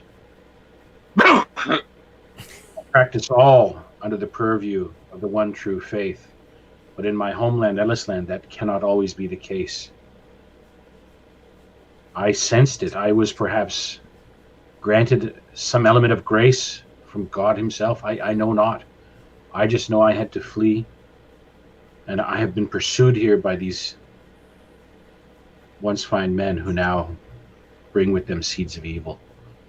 This morning... I can't any more than this, where I have no evidence. This morning I took a fine and a hand from a charlatan who claimed to be a magician. Can you offer any proof of your magical capabilities? I can indeed. Please do so for the court. Go big or Allow go me home. one moment. Yeah, I've got to have a look at my character sheet now. I'm sorry for breaking immersion, gentlemen. The flames of destruction! Yeah. That's a good demonstration. Inferno. Waifu Verata necktie. And you believe in Nova. ghosts and That'd magic? be a good one. Do Nova. It's a shame you can't do the egg Shen thing with the lightning between your hands. Can a spell like Lesser Healing help salve arthritis pain, or paper cuts on a scribe, or something like that? Yeah, okay. I will then say, my lords, I am not comfortable.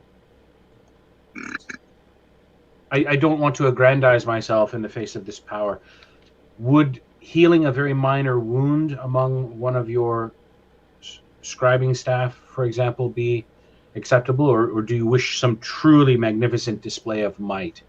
I will not do that unless I'm specifically ordered to do that. I do not want to tempt or use power beyond the need for it. It is selfish and wasteful if I do that.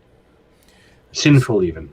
Does anyone here present in the court or the gallery have a minor wound? Yes, my lord. Put my hand up. Except you. I put my hand Well, up. she said she needed someone to heal. You could also be in collusion. We must choose someone not directly involved. Well, she said she wanted someone to heal, and I'm offering myself because no one else in the squad has got a wound. A woman from the gallery is escorted down by one of the guardsmen. She undoes her bandage from around her thumb, which has a fairly deep knife cut in the meat of the thumb. Proceed. Would you, my lady, if it is it a nobleman or someone of status? Skilled craftswoman, so middle class. My dear, please come forward. Okay. She's got quite big calluses on all her fingers. Looks like it's from lots and lots of needlework, maybe lace working or something, and then the thumb wound is obviously stopping her being able to ply her trade. So she holds out her hand in front of the judge and in front of you, so he can examine the wound. All right. I will take her hands in mine, close my eyes, just mutter a couple of words, and then touch my own cross, well worn, of course, brought in for the purpose of not out on display, but I'll bring it forward and give it a little kiss. Virtue signaling. And yes, I will hold over her hands and say, should God Almighty will it, may these words of blessing and power and healing take effect. And I will then close my eyes and utter the appropriate enchantment in the arcane tongue. And if I don't know if I have any sense if it's a 2 MP lesser healing or a greater one that's needed. It's only be a lesser healing. I will then do that, and then slowly. I'll try not to make it a big show. I'll just reveal her hands and just step back and cast my head down humbly. Show me. And the young woman holds out her hand. The judge leans over and pokes and prods her thumb with his quill and makes a note in his court notes. Right, duly recorded. You do indeed appear to have the powers you speak of. However, I'm given to understand that there is a man of the cloth amongst your party. How did he not escape this same curse? I cannot speak to that, my lord. Do you have any other evidence to offer other than your word and your magical prowess that these men are genuinely afflicted?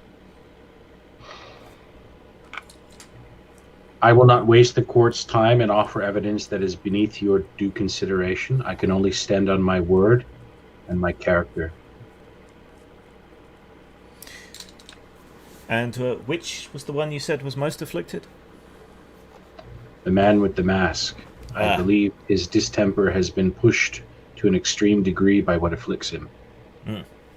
Yes, he checks his notes again. Mr. Scissors, please remove your mask before the court. I'll look away from Mr. Scissors. Paging Mr. Scissors. Paging Mr. Scissors. Don't say You are the only person other than the executioner wearing a mask. My name is Scissor, not Mr. Scissors. It says Scissors here. He crosses it out and writes it in again. Very well, please remove your mask. No.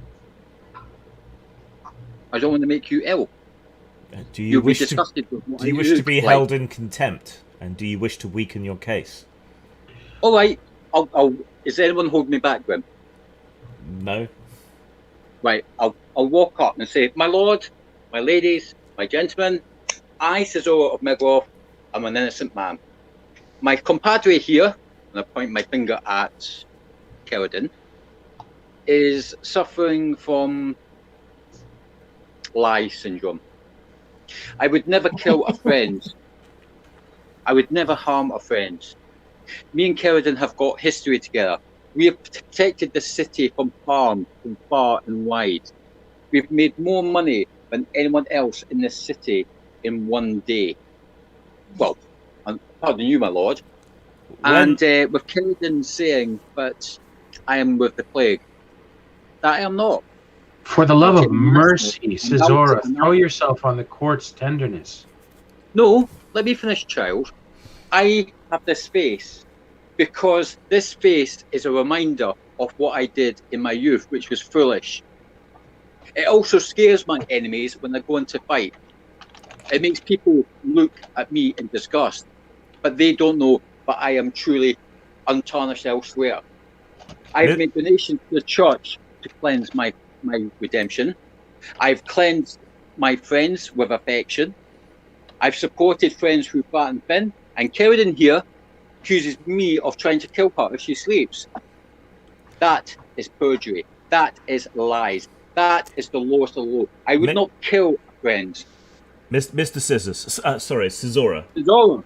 Remove your mask. Fine words. It is off. I have to take my mask off. Okay. I have to take my mask off. Right. The court gasps, and a few people sort of lean back away from you. You say this curse is not new, and that you sought redemption from the church. Do you have any proof of that? Yes, my lord, I have. Can you present it? I'll hand over the church documents.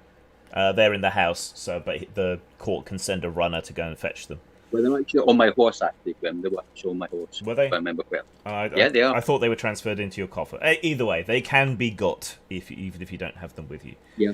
Well, I'll show them. It says on my horse, Phantom, right down the bottom, certificates for donations to the church. I thought that was in your coffer. Never mind. No. Right. And you donated to the church here, didn't you? Sorry? You donated to the church in Fairamain, didn't you? Yes. Okay, so they send a runner to fetch one of the clerics from the temple, and he comes along and confirms against the church records. So that's confirmed. Miss Arzer, it seems that your friend has worn this cursed visage for some time and has been redeemed for it. So this is not an aspect of this new contagion you speak of.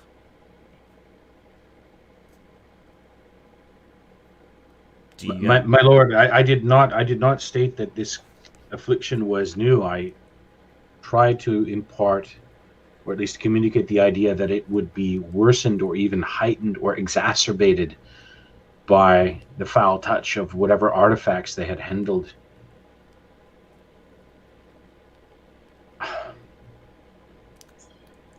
Could you be mistaken?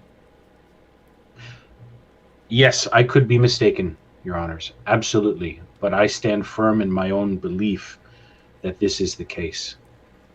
But yes, I could be wrong. I will not claim otherwise. Would one of the accused please volunteer for examination by a physic? Yes. Okay. A doctor in the full plague mask getup is brought through from behind and pokes and prods you quite a lot. They have to pay me for that. Cough. Yeah. He takes samples of spittle and swabs the inside of your nose. Makes you strip to the waist and checks under your armpits for swollen lymph nodes or buboes.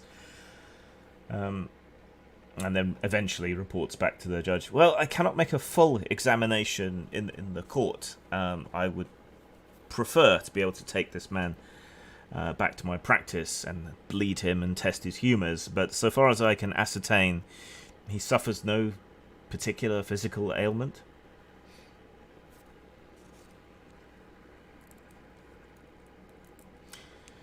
The judge ponders again for a bit.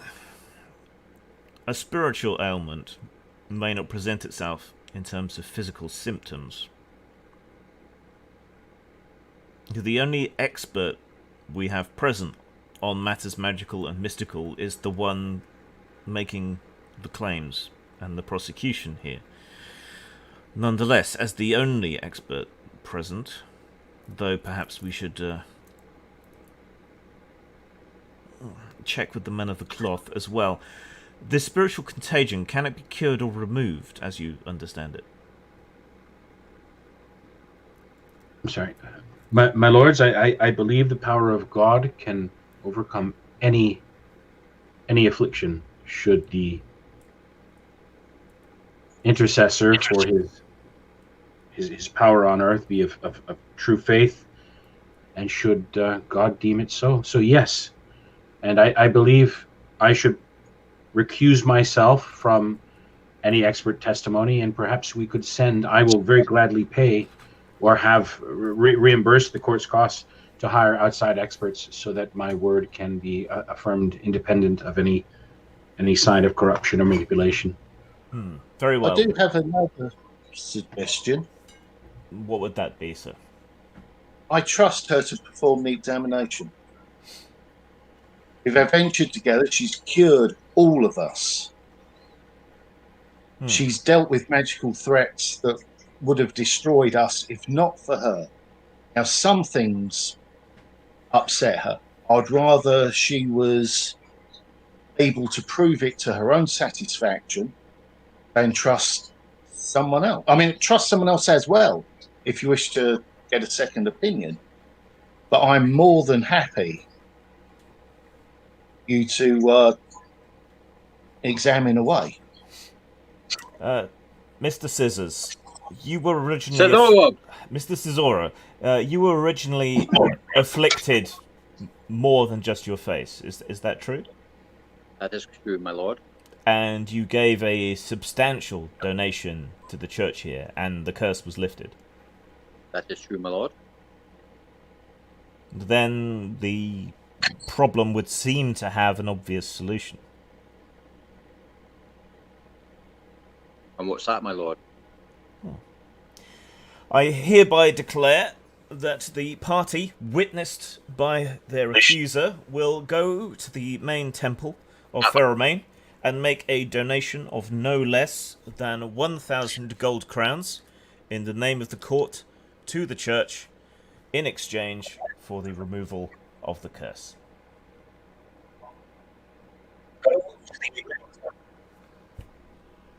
And and in addition, you will pay a sum of 100 gold crowns to the court.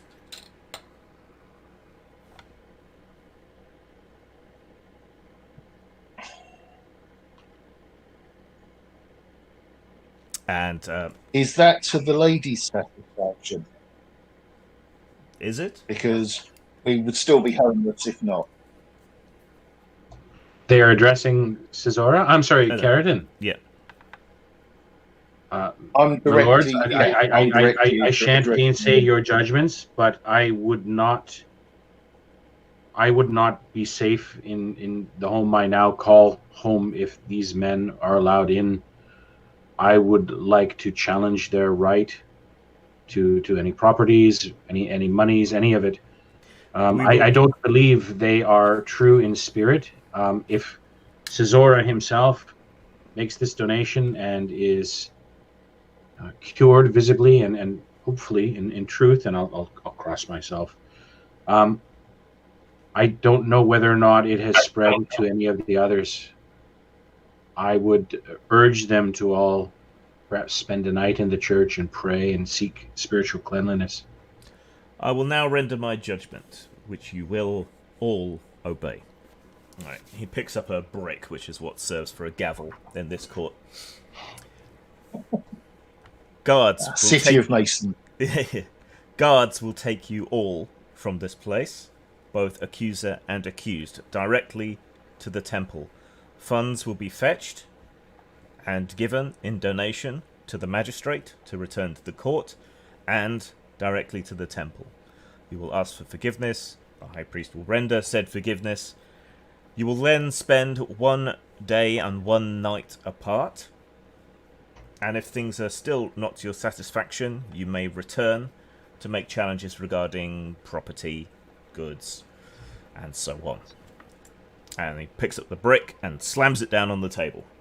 As he slams the brick down on the table, the bells from the nearby chapel ring out. Can you all make perception rolls, please? I made it. I rolled a 1. Oh, but I made it. Okay, everyone who's succeeded, it's midday, but the bells chime out 13 times. And Carradine strings a couple of things together. The broken mirror, the 13 chimes, you spilt the salt when you were having dinner last night.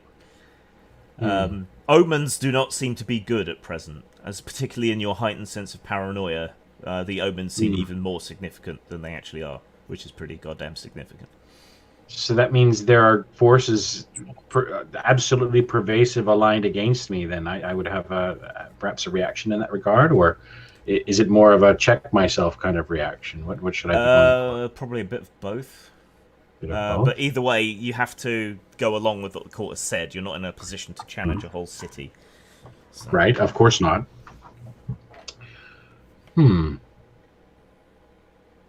I will then speak out. May I speak, your lords? I've just noticed something rather odd, and I believe it's witchcraft. I said dismissed. This was an interesting distraction. Now get out of my court. I have other my lords, cases. Everyone can confirm there were 13 bells. Slam. Out. All right. The guards in the employ of the court march up. 2 or 3 to each of you, plus the magistrate, and take you out to the temple. Do you have 1,000 crowns between you? I'm pretty sure you do, after all that adventuring. Let me just have a look.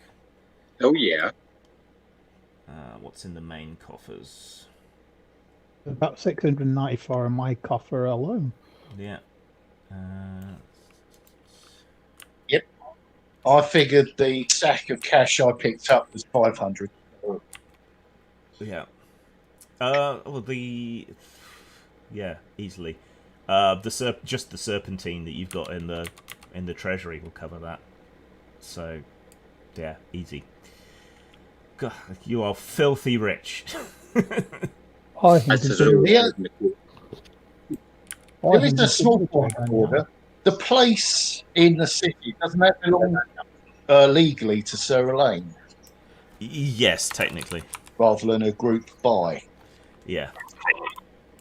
So that's a very different legal fight. That's a whole issue. But anyway, yeah. So you travel through the city. Actual nobility. to the Grand Temple. which is a high domed Baroque confection of a building. Like someone was originally paid to make the most ornate and flowery wedding cake possible and got carried away and ended up building a cathedral. That's kind of the way it looks. It's all marble and great big stained glass windows of enormous size.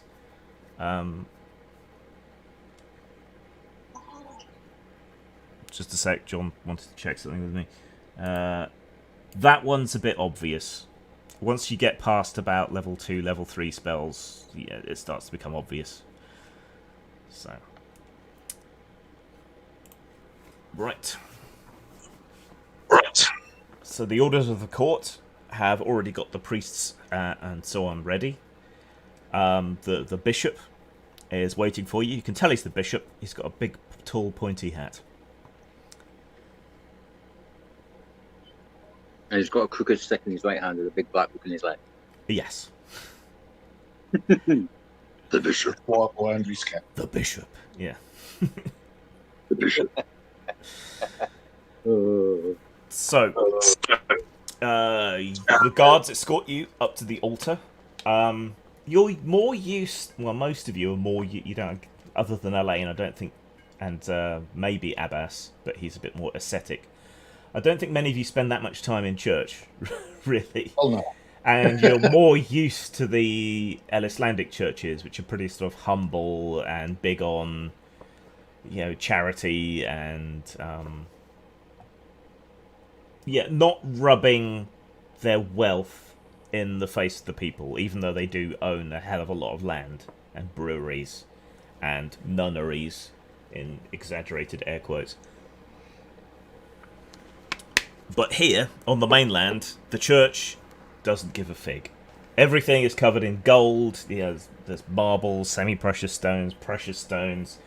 The cross over the altar is gilt and covered in gems. The chalice is rhymed with gems. My chalice with gems has got a use. It shows direction. Right, so you're ushered before the bishop. Do you have the offering? Oh, blimey, I suppose. Yeah, if we've managed to pick it up. Probably the court sent some officers to go and fetch it. So yeah, they have a big chest full of serpentine and a handful of small gems. I wouldn't have told them where my stashes were. But That's the advantage of hiding your gold in the privy. well, hiding someone else's, they're never going to look there. So the church takes the offering, and then the bishop sets about making a grand show of an invocation and prayer to the true God of the true faith, to lift the curses that afflict these people. Which won't do shit. Do we recognise any actual magic or a feeling of anything? Well, it's going to take him a while to get through the ritual. Yeah.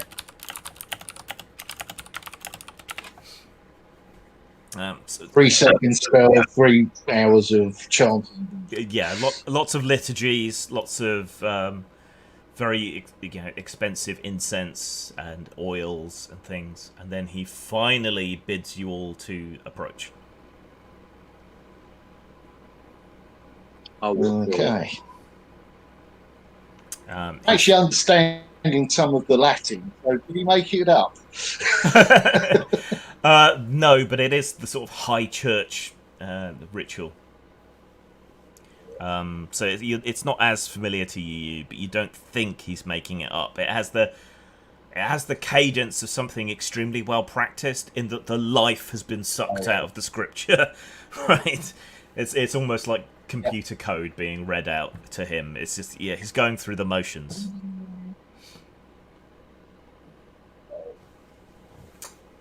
Well, as I say, Grim, I'm walking up.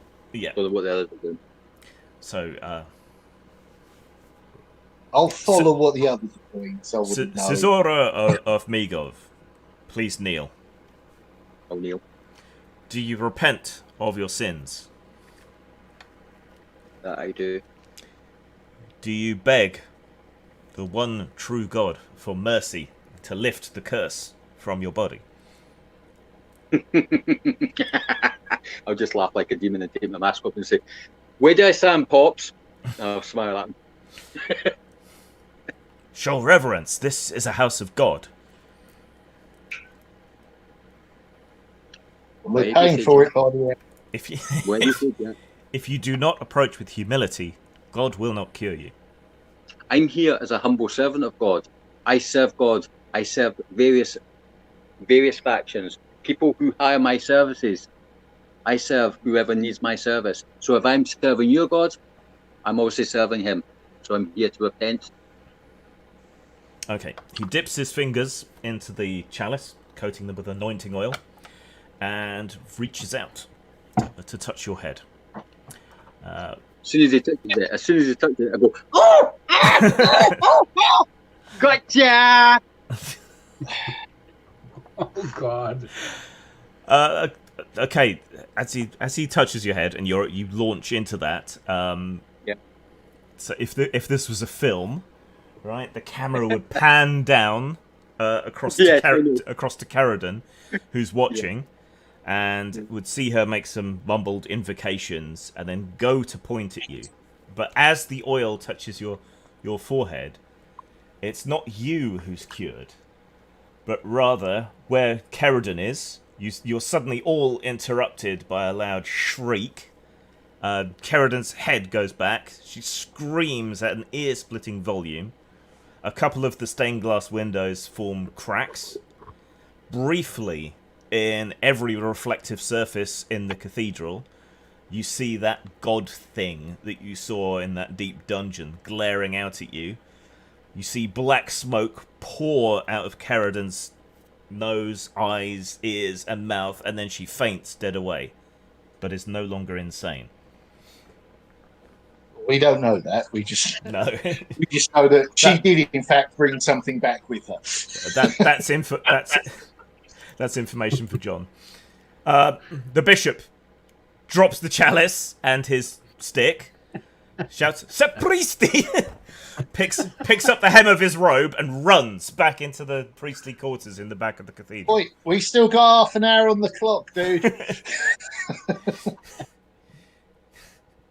You can hear him screaming for help. Help! Demons! Real demons!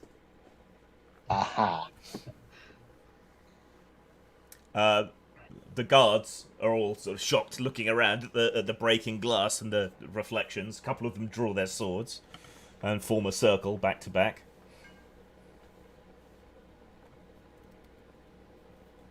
It's where it turns into that fight scene out of Kingsman.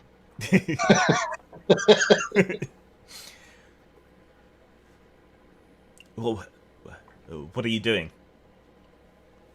Going over and checking on her. Okay, she's fainted, dead away, but the colours back in her cheeks and the black rings that were around her eyes seem to have faded a bit. A slap would probably wake her up. I'm not slapping a sorceress away. What do you think I am, brave or something? Gentlemen, Jay is asking to get a re-invite back in. He got he's- booted, he says. Damn it. Curse He his got internet. exorcised. There we go. Okay, so I am keeping an eye out at these other signs, see if anyone else gets possessed. Where did that smoke go? It just dispersed into the air. Boiled away Great. into nothing. Okay, well, definitely want to speak to Brother Abbas when we connect.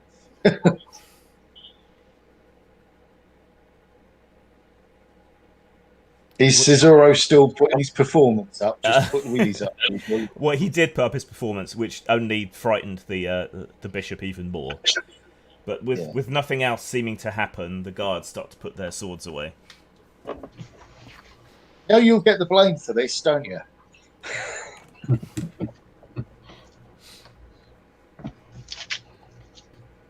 The magistrate comes over to where Madrock is, checking on Caradon. So she was possessed. don't hold that against her. She's been through a lot. Aren't we supposed to burn her or something? Good luck, Trog. I mean, no. No? Is she cured? It would appear the blessing worked. So she's fine.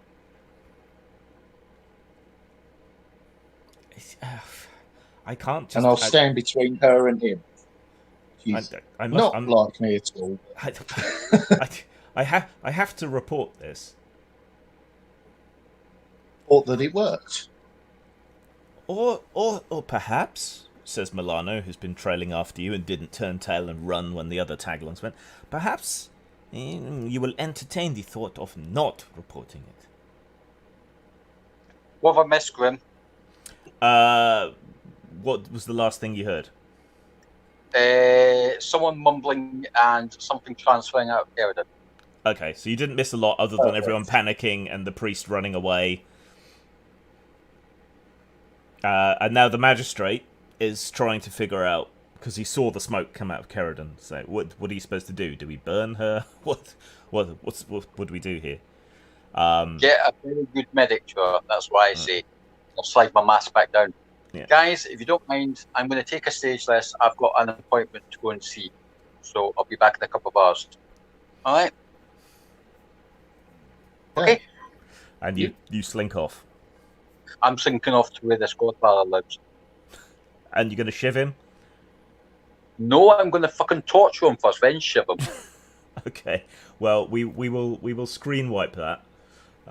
Given your relative levels of skill, you're probably going to have no trouble doing that at all. I'm going to find out who hired him, how much he was hired for, why he was hired to do it. Keradan, 100 gold crowns because you were carrying the plague. Right. Is that it? It's like all those doing civic duty as well. Yeah, you only had to slightly set fire to his feet to get that out of him. Well, I'm going to say to him, do you want to work for me and earn more money? Will you stop burning my feet if I do? If you say yes, I'll let you live. If you say no, I'll count it torturing your duties. Say yes, for your best investment. My lord, I and my burned piggies are at your service. Right. From this day on, you will pay me 90% of your income. Jesus. My lord, I will pay whatever it takes for my life, but that is not a viable proposition. Okay, more piggies are going to burn then. How many piggies do you want to lose? We will pay you 2/3. Nope, 90%. It cannot be done. The mercenary company will be wound up. And then you will receive nothing. Well, I'll tell you what, how much do you make a day? It depends. Well, what protection, what brackets do you have? Huh? We take the jobs that other people have moral compunctions with. So basically, you take jobs that no one else takes, right? Yes. Bit like myself, then. More piggies are going to burn. You're threatening the 18. You see, the thing is this. I could burn as many of your little piggies as I want and then kill them. But I don't want to. I want to make some profit. Because the thing is this. My best friend tried to get me done for heresy, for carrying a plague, when I don't fucking have the plague. My heart bleeds to you. For you, and my feet burn for you, but if you take 90%, I will not be able to pay the soldiers. I will not be able to maintain arms and armor. Look, I want to live, and I want to keep my feet. How much to pay the soldiers? It depends on the job. Where's the way you bloody walks? What's the job? Look, the job. I can pay you 2/3 of what we make. That is a viable amount. This is what I will give you for my life, and we will give you our loyalty, and we will work for you for free. But when we take jobs, it just won't work, and you will receive no money. Well, you're gonna have to chuck more whores out more often, then, won't you? Fine, 90%. Thank you. And can I have it in writing, please? Yes. Most preferably in your blood. Thank you. Well, there's plenty of it around. I will just need a quill. I'll produce a parchment and go to Okay. So yes, we give Caesura 90% of our profit and our undying loyalty. Yeah. And I want the signet ring sealed on it as well, so I've got proof. Oh, okay. Yeah, easily done. Right. Milano takes care of the magistrate with the large purse of monies. And you can return to your home, and Kerridan will awaken after a couple of hours. I'm back. Yes. The normal me. So he's probably coming out of a few, feeling maybe the absence of that dark cloud. Do any of my compatriots greet me as I become conscious, or? I would have been waiting nearby. Not by your bedside, that would be inappropriate. But That would be freaky. Yeah, very freaky. When you awaken, the house almost seems transformed again. The servants seem to be back to their more chipper selves. You know, the curtains are open. There are fresh flowers. Things kind of back to normal, but you know, you did try and have everyone burned to death, so there's probably going to be some resentment and a bit of side eye going on there. Am I aware? Do I feel? Do I have the knowledge that a curse has been lifted and I'm free now? And okay. Oh, I'm so sorry, everyone. Something happened back in that temple. so, how much of that crap do you remember? I remember everything. I'm You so might sorry. want to brew a potion to fix that. I can't imagine that. I have a lot of mending to begin. What happened at the fane of that dark power? Did you seal it away? Did you complete our goal? No, we went chasing after you. You ran off. Oh no! No! No! No! No! No! No! No! But we took the keys with By the us. time we realised he wasn't local, it had gone too far. It was too late for us to do anything about the job. So, it was probably nothing. Yeah, plus we took the keys to make sure nothing, came out. Well, no, I seem to recall it just stayed open after we came out. Right. Oh, fair enough. Because I double checked because I thought Kerridwin might have locked us in. But the door was open when we came out. Do we have to go back there and finish things? There's probably fear in her voice. She probably wouldn't want to go back losing her mind like that, right? Yeah. Probably whatever it is, it's too late now. But forewarned is forearmed. If you know what it is, maybe some preparations could be made. What did it want you to do? Was there anything? No, it was just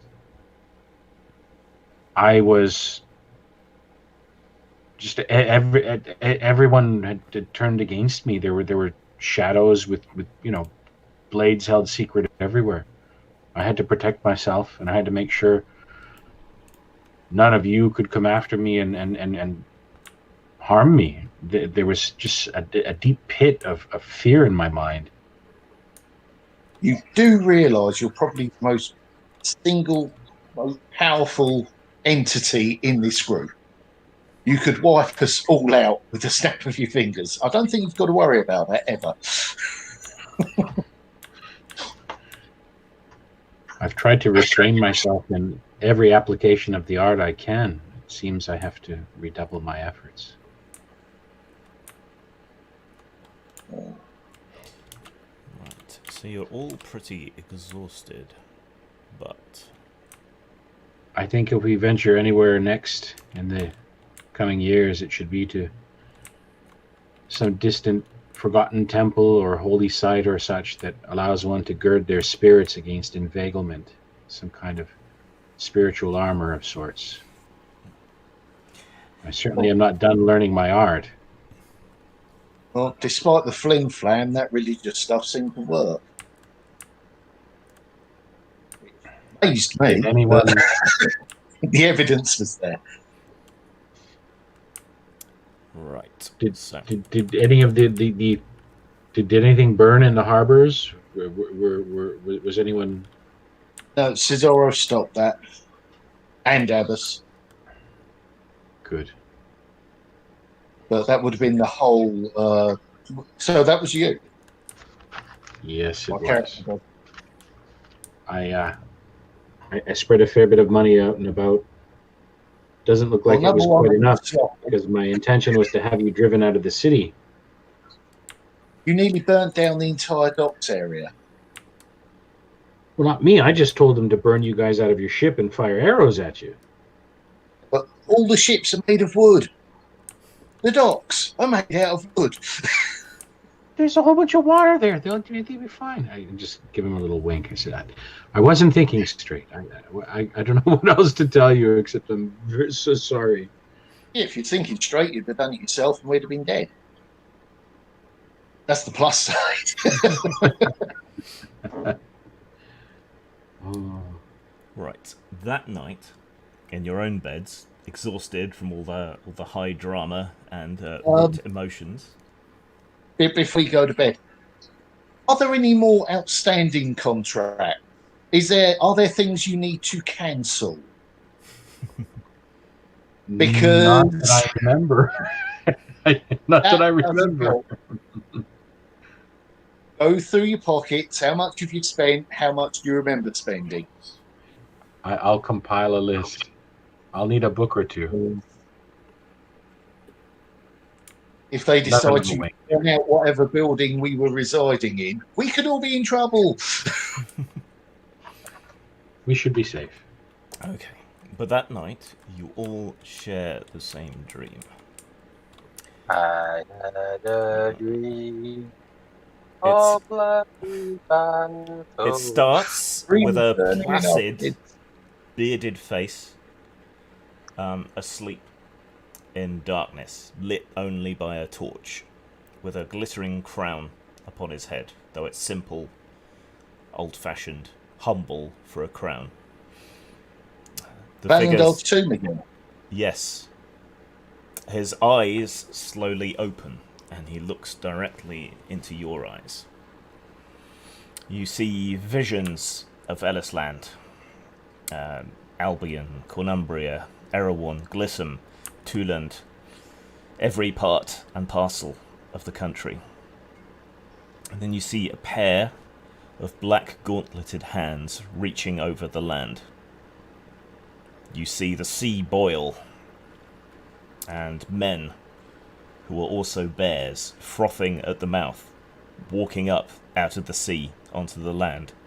You see ice, mountains moving from the north, crossing down over the land and crushing the cities and hills beneath it. You see the dead, disgorged from the plague pits, rising as an army to overcome one city after another after another. You see the forest, Wistron wood, you think, and a dark presence within it, stirring. A man with high cheekbones, pale, almost grey skin, with an elfin look about him, removing his hood and raising his hand to command an army. You see knights in red pouring forth over the land as well. And in your vision, you see Ellisland sink beneath the waves, which turn black and oily. When you start awake after your vision, your swords of Valandar are hovering beside your beds in the ways that they were hovering when you first took them up.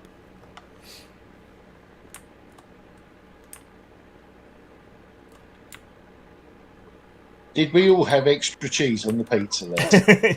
Yes, you did. But we will draw things to a close there. But clearly something is afoot, and we will pick up next time.